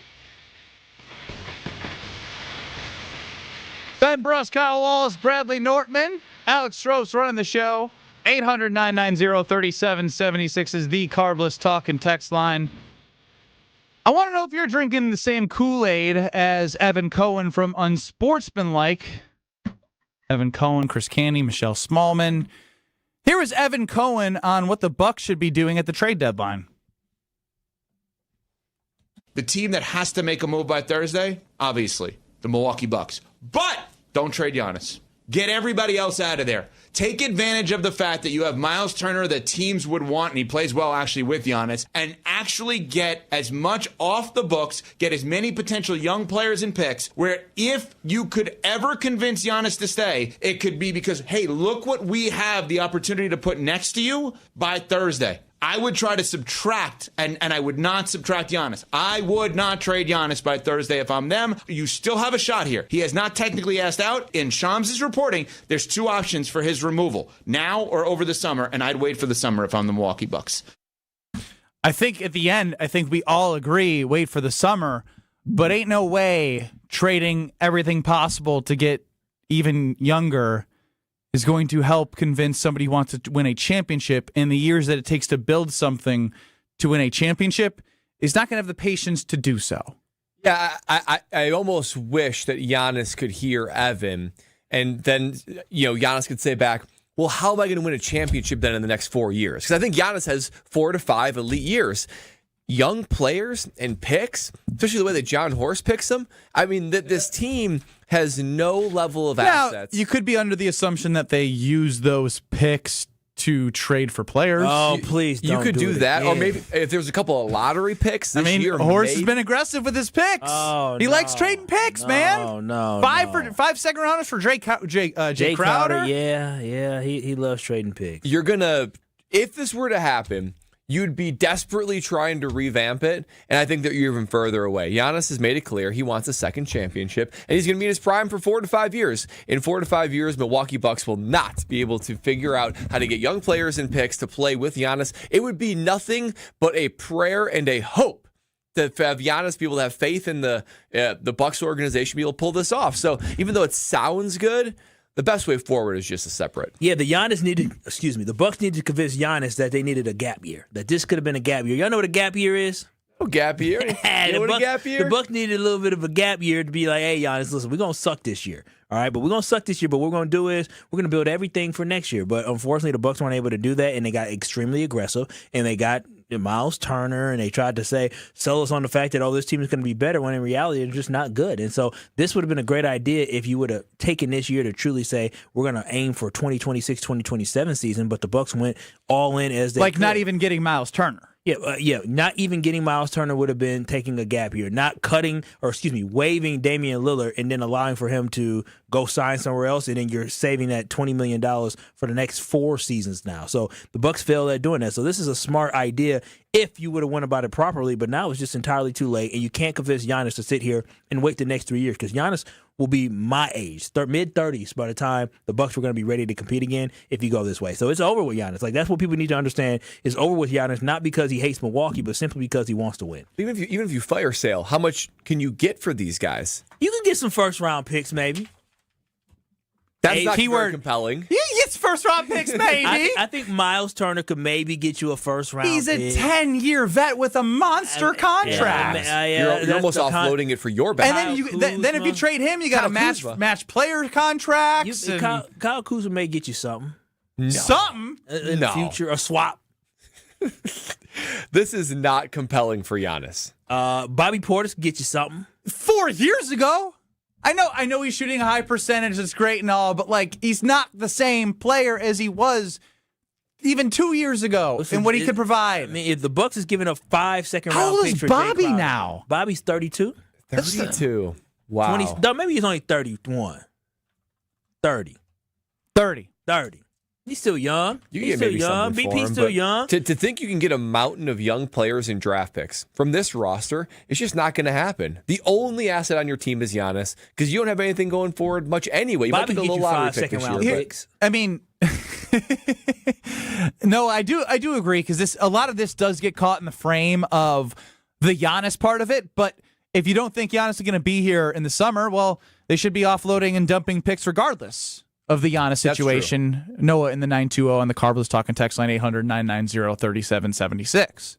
Yeah, I mean, either way, you should be getting rid of Miles Turner. You should be getting rid of Kyle Kuzma. You should be tanking. You should be trying to get as many draft picks as you possibly can, whether you trade Giannis right now or later. Man, but again, as Kyle just said, like, even though I agree with Noah, we talked about how each player, with where they were at and when they moved on from them, they were never able to truly maximize the value of what they would get back for, like the Chris Middletons, Bobby, Brooke, like that ship is, and I know some of those guys are gone, obviously, but when you could have gotten the most, it was in the championship-ish window after 2021. 2022, they had a chance. But if they, again, in 2023, looked at and said, all right, we have 3-4 more years with Giannis, let's move on from some of the loyalty because it's going to give you the best chance to win a second championship, Giannis.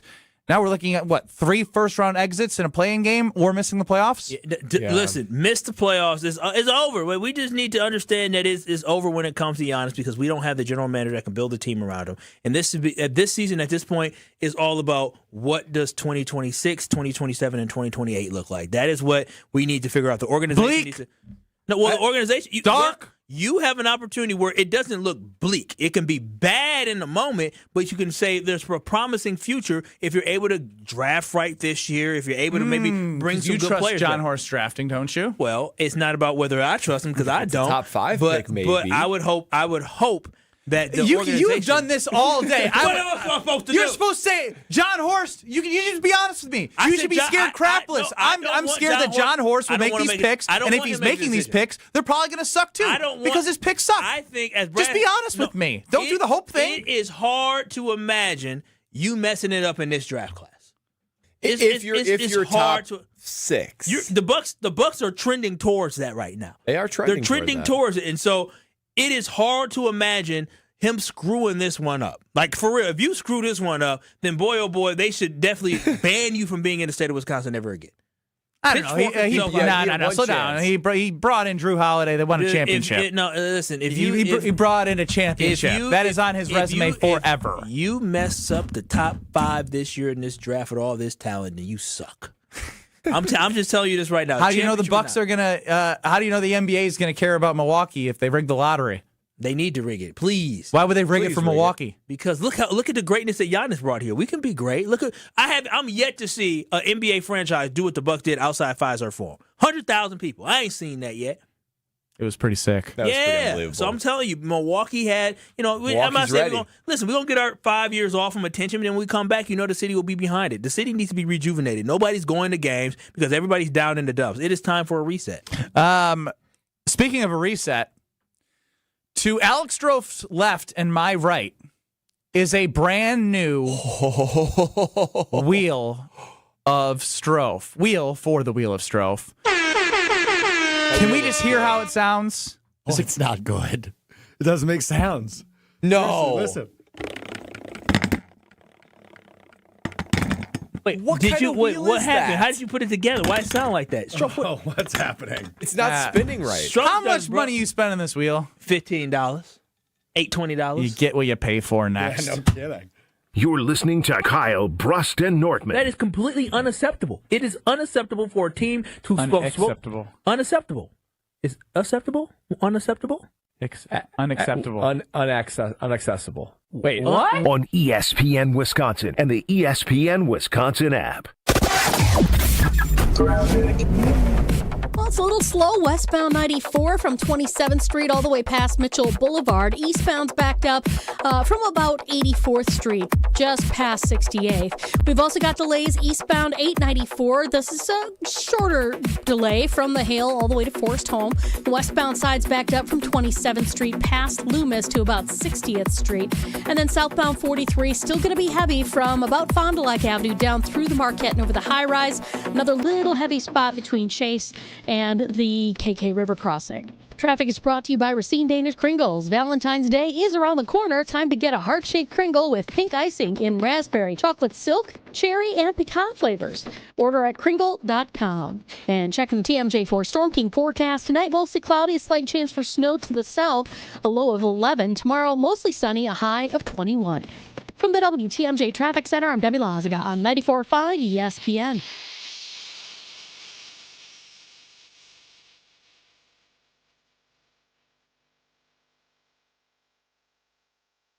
Imagine working with a contractor that quits halfway through a project or never calls you back when you have questions. Or worse, takes your money and you never see them again. Unfortunately, we hear about them all the time. Hi, this is Eric Brown, owner of Siding Unlimited, and Siding Unlimited is absolutely not that company. Siding Unlimited has been doing business for 32 years, proving to be an honest, ethical, and forthright company. If you're looking for the honest guys for your next siding, windows, roofing, and doors project, stop by sidingunlimited.com today.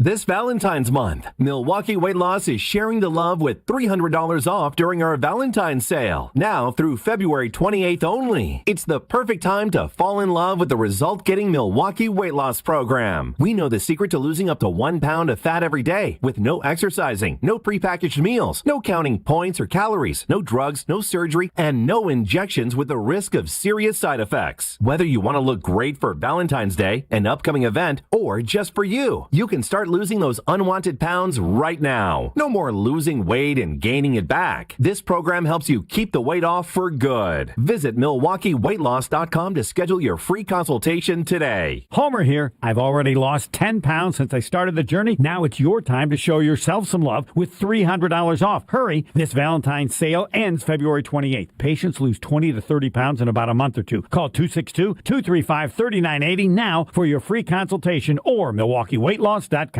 Wisconsin Indoor Golf Center is teeing up the third tournament of the season with another can't-miss event and $1,000 in cash prizes up for grabs. Hey, ESPN Milwaukee, this is Gary Olson, inviting you to a two-man scramble at the iconic TPC Scottsdale, all played on Wisconsin Indoor Golf Center's spacious state-of-the-art simulator. Sign up now at wisconsindoorgolfcenter.com. It's just $120 per team, and teams must get their round in by February 28th. Your chance to take on TPC Scottsdale starts today at wisconsindoorgolfcenter.com. Real James Imaging Systems clients. You've heard them right here on the radio for years. For instance, Chris Willems, office manager with Previent Law Firm. I like the fact that the company is local and I can always get a hold of my representative who I have on speed dial or I have a cell phone. Then there's James Imaging Systems client Preston Clark, who oversees IT services at Creative Business Interiors. If I do need service, they're here almost within 4 hours every time. I've never had an issue where I'm like, where is that guy? James Imaging Systems business technology client Lori Salzman,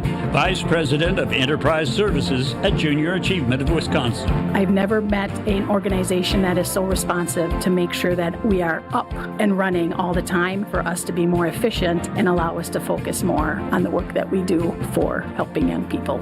James Imaging Systems, your local business technology partner. To learn more, visit jamesimaging.com.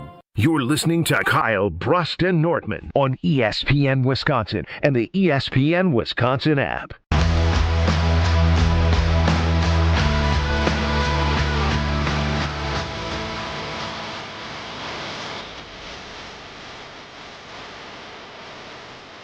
Kyle, Brust, and Nortman across ESPN Wisconsin.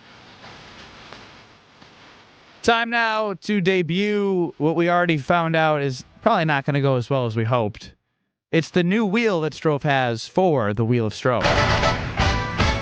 It's time for the Wheel of Strofe! Alrighty, another day, another buckaroony, and a good buckaroony, because apparently they like this segment so much to the higher-ups that they allowed me to purchase a new wheel. Let's see how the first ever spin goes on the all-new Wheel of Strofe! Oh my God! Who put it together? He put it together. Strofe, what happened? I don't know. It was working before. Did you use like the wrench thing that they give you, the little Allen wrench? It was working before. It's wobbling. It's not on tight. That is a discount wheel right there. Give me a second. All right, hold on. I think I got it. I just don't know how much it'll actually spin. There we go. Much better. Oh my gosh. It spins quickly Yellow, and stops abruptly. Orange, whatever. This is how disappointing It's wobbling. Is that? We'll work on it.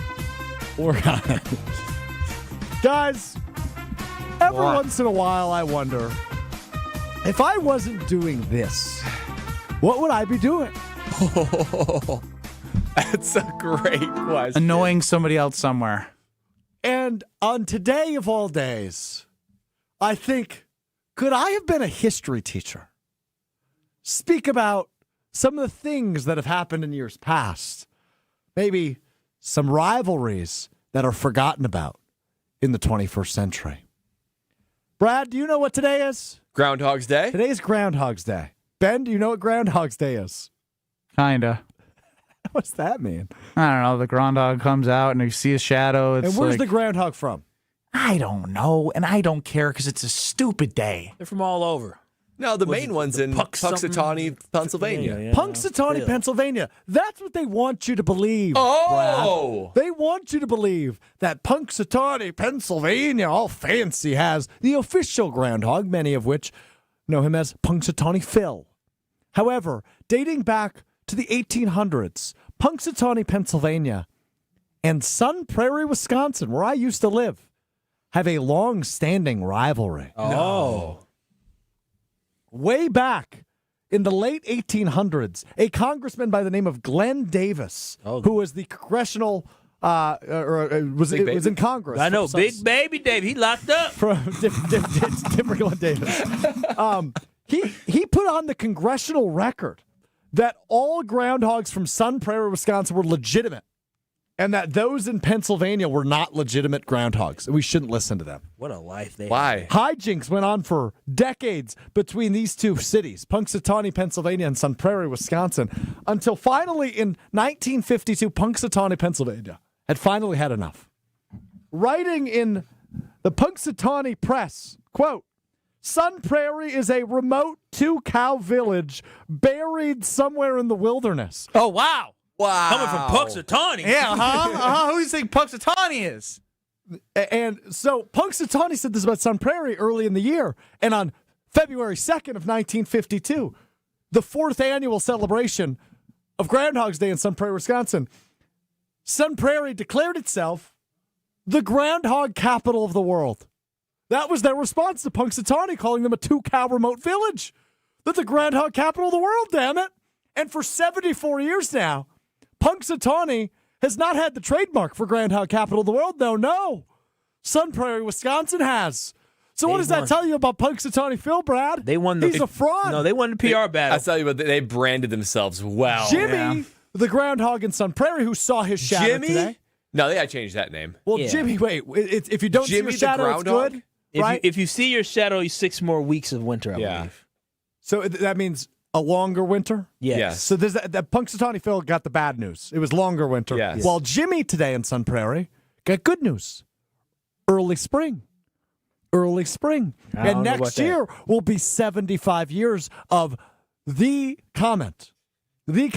Remote two-cow village versus groundhog capital of the world. 75 years next year. Big one coming up. But I would just like to put it out there that Sun Prairie, Wisconsin is the groundhog you should listen to because we're going to have an early spring, baby. I'll say this. Sun Prairie, Wisconsin may have lost the Groundhog's Day battle, but Punxsutawney has 5,000 people that live there, and Sun Prairie is significantly larger than that. They won the real war of the economy and being a thriving community. How do they detect if the groundhog sees its shadow? I think you just look, right? No, but if it actually sees its shadow. Oh, that's a great idea. Because they're saying the groundhog saw its shadow. I don't know. I think this is... You enjoyed that history lesson, didn't you? I think you should I actually really keep your day job. Oh, really? Yeah. Which is crazy because I actually just did the history lesson bit on my day job. Oh, wow. He got you with that one. And we're all dumber for it. And the wheel's going to be janky. Oh, that wheel is so disappointing. How? Maybe it's you. It's so disappointing. Yeah, and this guy's going to score 1 point on me. I think it's the screw down here, and they actually didn't give me a screwdriver is the issue. So this is all hand screwed. So we don't have a hand. We don't have a screwdriver. I'm going to bring it home, and I'll fix it. A little WD-40 on the puppy. Exactly. What do you mean WD-40 for? It's brand new. That's a good point by you. Hey, congratulations. There's no rust on that thing. What are we doing? Congratulations to Matt's brother, Mike LaFleur, the new head coach of the Arizona Cardinals, replacing now Packers defensive coordinator Jonathan Gannon. Time is a flat circle. Congrats to Mike. Yeah, congrats, Mike. Yeah. Hey, now you have somebody else to compare him to. Do we take pride in our head coach's little brother getting I'm very confused by the reaction. Well, he was a backup plan. That's why I bring this up. I'm very confused by the reaction from Green Bay fans this week. Why are we congratulating him? He has nothing to do with us other than he's our head coach's brother. Well, Matt LaFleur's cool, man. Ours, so. He's going to an awful organization. He's going to get fired in 2 years. Yeah, he probably is. Why are we acting like we're happy for him? I would be curious. We know nothing about him. I would be he could curious be an awful person. What those Madden games as kids were like between them. You had two offensive minds playing against one another in the LaFleur household. Now that would be a battle of the Titans. Two future head coaches. Yeah, I mean, I'm happy for him just because I like Matt LaFleur and it's pretty cool. But you're like, Stroh, he's probably going to get fired a couple years from now. It sounded like they wanted Clint Kubiak anyways, and he decided to go with the Raiders, so they were stuck with Mike LaFleur. We'll see if he uses his timeouts better in Arizona. Would you be down if the fired Mike LaFleur was hired as OC by Matt LaFleur? I think he was looking at his brother. He almost hired him in 2019. Really? His first year on the job. Wow. Yeah. Almost hired him, but I think people were looking at him sideways because it was like, you're a first-year head coach, you're in the 27th best offense in the league last year, and you're a hired brother? Yeah. Well, it would have been a good hire, because look at him now. Maybe I was just spinning it the wrong way.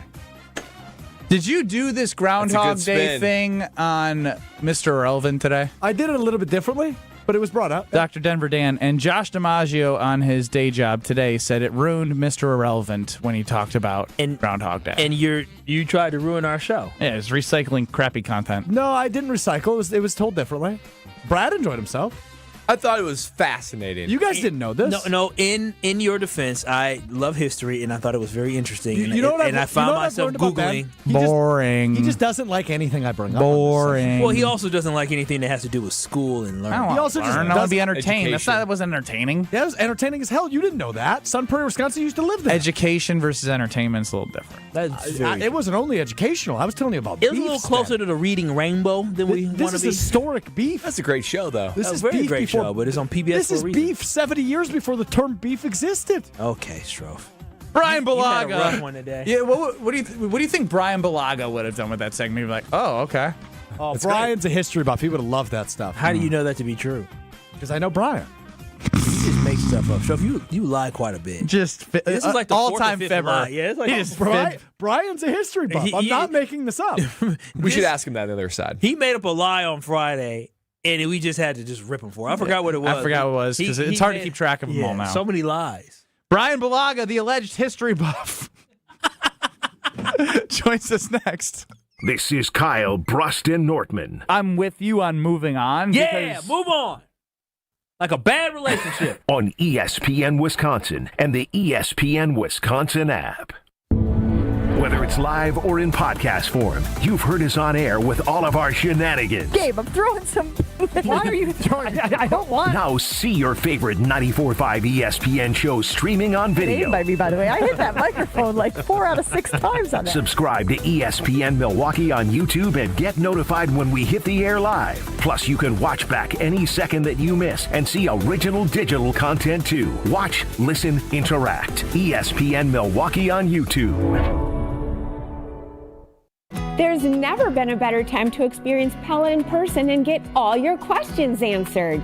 Join us at the Neary Spring Home Improvement Show, February 13th through the 15th at Wisconsin State Fair Park. Book your in-home consultation at the show and receive a free DesignWorks rendering. Rest easy with Pella's 10-year limited warranty and get 0% interest for up to 48 months. Set your free in-home consultation at PellaWI.com. Did you forget the first day of school is this week and little Nancy still needs her name embroidered on her backpack? Or the company shirts are due now, not next week? Maybe the boss just declared Steve's retirement party is today and the shirts are mandatory? Whatever the rush. Big Frog Custom T-shirts and more in Mequon has got you covered with fast turnarounds, no minimums, eco-friendly printing, and high-quality custom apparel. Big Frog brings your custom ideas to life fast. Stop by Big Frog in Mequon or visit bigfrog.com/Mequon. Big Frog Custom T-shirts and more, where your ideas leap to life. Without an Advent clinic nearby, people suffering needlessly from chronic nasal congestion and sinus infections would be stuck with either Band-Aid or Sledgehammer solutions. Band-Aids are pills or nasal sprays, and they're not true solutions. Surgery is a sledgehammer, and that's what we're trying to avoid.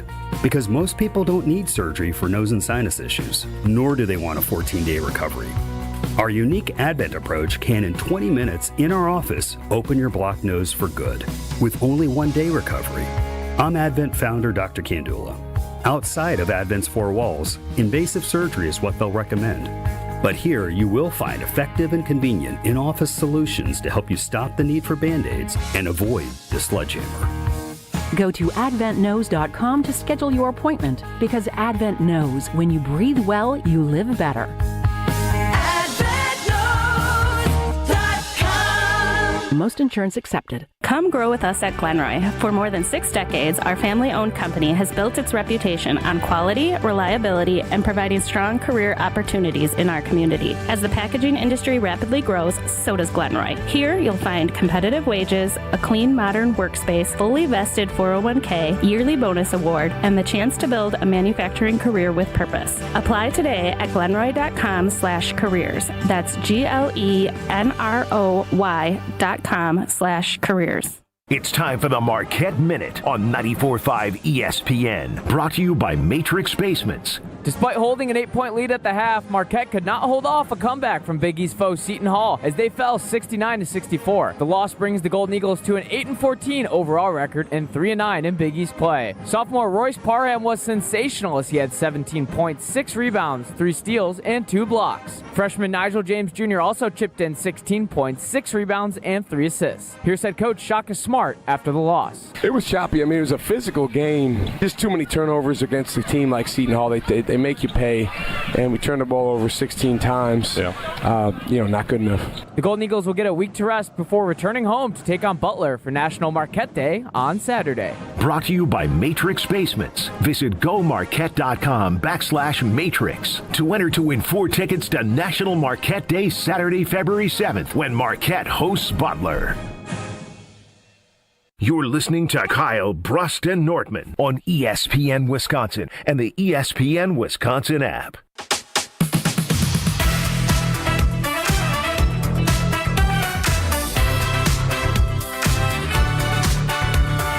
We're wrapping up Kyle, Brust, and Nortman before the Homer Hour with Bryan Bulaga. It's Kyle, Brust, and Nortman. Bryan, welcome to the show. How we doing, guys? Doing well, Bryan. I think a great place to start is where Jason Wilde said he needed to think about it more after Brad had asked Jason, is this Goody's most important offseason because of trading for Micah Parsons last offseason, a lot of potential free agents moving on. You didn't have depth last year. You're going to have to fill some spots. You don't have a first-round pick. How do you see this from a Goody standpoint? Yeah, I mean, I think it's a big offseason. Obviously, the trade and the picks and all those things, that's a big factor. But listen, I think Golden's going to be a great player. He was a first-round pick last year, but Goody's done a lot of great work in the second, third, and fourth rounds. I guess let me jump in your expertise here, because there's a potential that like a Rasheed Walker, a Sean Ryan, Elton Jenkins, Jason doesn't say that Aaron Banks is a going to happen. Yeah. So when you look at that, after the Philly game last year when they lost, they said they were going to revamp the offensive line. They definitely made investments in that. How comfortable are you with where they're at there for Jordan Love? I don't feel amazing about the depth of the offensive line right now, or who's going to be the starters in the offensive line right now. I think that to me is probably, maybe if you look at corner and offensive line, those are probably the 2 positions that, I'm most interested to see, what moves Goody makes this offseason. And protecting your $55 million a year investment is very important. That's just what it is. And you watch back some of these games and some of the shots he was taking towards the end of the season and things like that. Like, you just can't have those things. Like, you just can't have that happen and lose your starter in the business end of the season, your starting quarterback, and it costs you games and things like that. You just can't have that. So how you're going to protect him, to me, is vital. And obviously some of those guys you mentioned will not be back. The Banks one, I have no idea how that's going to play itself out. I have no idea what they're thinking there. But say he does go. Say they let him walk and they decide to move on. I mean, you're filling a lot of positions with not a lot of depth behind it. So that means you're looking at brand new starters, whether it's through the draft or free agency or whatever it may be. And that's difficult. It's a little scary. But at the same time, it could be done. But if you go through the draft, which Green Bay likes to do, it's unproven, right? Like, you don't know how they're going to perform at the NFL level as rookies right off the get. And especially when you look at Jordan Morgan, a first-round pick, and Belton as a second-round pick. It's not like Belton did a horrible job, but he was, he had to come in there and play guard, and they moved Jordan Morgan, who came in as left tackle, didn't win the left tackle job. And so he's likely going to move there, and you hope that works out. So it's a little uneasy to me. Yes, 100%. I'm with you. And that to me is probably right now, again, with corner has a lot of questions, but offensive line, there's a lot more spots to replace, so to speak, or try to rebuild. After sitting back and digesting the Jonathan Gannon defensive coordinator hire for Matt LaFleur, I went back and LaFleur talks about when they played Arizona, how he's such a scheme guy, how he uses deception and, disguising looks, and it's hard to tell what they're doing. The more I think about that, I've developed a theory that Matt LaFleur realized that this defense can't win straight up. They can't win just beating their one-on-one battles, D-line, cornerbacks. And if they're going to win, they have to do it with some level of deception and high level of scheme. Is that an unfair theory for me to characterize this defense and how Matt LaFleur views it? That's I guess you maybe it's maybe a little unfair. I think when you had Micah and he was, rushing the passer, you could line up and go at offenses and feel good about matchups and things like that. What he does is, wreck games, and he's able to apply a lot of pressure on quarterbacks and put guys in bad situations and offenses in bad situations. You remove that piece. The defense is going to struggle. And I know it's like, well, that's only one guy. Well, yeah, that's a pretty important guy, right? That's a pretty important guy when you remove him. And I don't know if Gannon, if you look at it like he's all smoke and mirrors and deception and things like that. I think you kind of look at his defenses, and he's played a bunch of different ones, right? He's played 4 down, he's played 3 down. Sometimes they play jam fronts, which is all 5 guys are covered up. That's part of his front as well, or kind of his bag of tricks. I think it's putting guys in right positions to win when you have your full personnel. And to me, and disguises on the back end. You got to be able to disguise on the back end efficiently and confuse quarterbacks and things like that. But I think when you have a healthy arsenal of players, this defense can do good things in mano-a-mano situations. But when you start losing guys, like Micah Parsons, it's going to make things a lot more difficult to try to scheme things. Even if you try to scheme it, it's going to make it very difficult. Brian, how risky would it be for the Green Bay Packers to go into next season potentially having 4 either new or young offensive linemen out of the 5 that they have for Jordan Love in his protection? Yeah, I think it's risky. It's difficult because there's so much expectation on the team in general, right? I expect this team to be an NFC Championship type of team. Can it be an offensive line like that next year? With 4 or with basically going young with Morgan, young with Belton, and then maybe a new guard and new center? Yeah, it's going to be tough. It's going to be tough because those guys have to be able to adjust to the NFL game, and then obviously as they're adjusting, perform at a high level all at the same time. It's difficult to do. It takes time, and then you need depth too, which we've seen. Yeah, you need some guys to be able to back them up just in case, because we've seen how injuries play a huge factor throughout an NFL season, especially on the offensive line. It seems like that's been a plague for them. So it's certainly dangerous to play with that fire, but they may be in the situation to have to do that. And hopefully Goody, brings in the right guys that are ready to go right from the jump. But there's always an adjustment period with that. Well, we're all going to find out together, and we will hear from Brian Gutekunst on Wednesday at 12:30. So stay tuned to hear from the urgency man, Brian Gutekunst. Thanks, Brian. All right, guys. Coming up next on 94.5 ESPN, the ESPN Wisconsin app, and of course, YouTube at ESPN Milwaukee is the Homer Hour with Brian Bulaga. In 2 minutes, we'll talk to you tomorrow.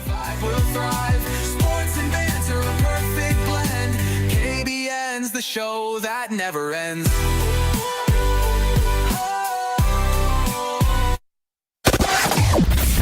Back up from westbound 94, really slowing down from 17th Street all the way past Mitchell Boulevard. Eastbound's backed up from about 84th Street to Hawley Road. We've also got backup southbound 43 from North Avenue all the way down through the Marquette and over the high-rise bridge to the KK River.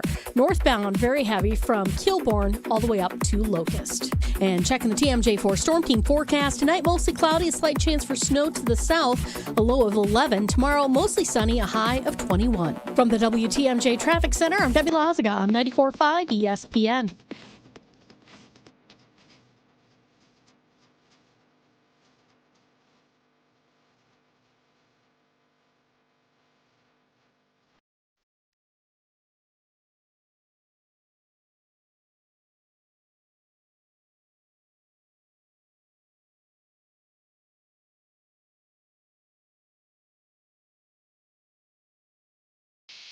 Wisconsin Indoor Golf Center is teeing up the third tournament of the season with another can't-miss event and 1,000 in cash prizes up for grabs. Hey ESPN Milwaukee, this is Gary Ellison, inviting you to a two-man scramble at the iconic TPC Scottsdale, all played on Wisconsin Indoor Golf Center's spacious state-of-the-art simulator. Sign up now at wisconsindoorgolfcenter.com. It's just $120 per team, and teams must get their round in by February 28th. Your chance to take on TPC Scottsdale starts today at wisconsindoorgolfcenter.com.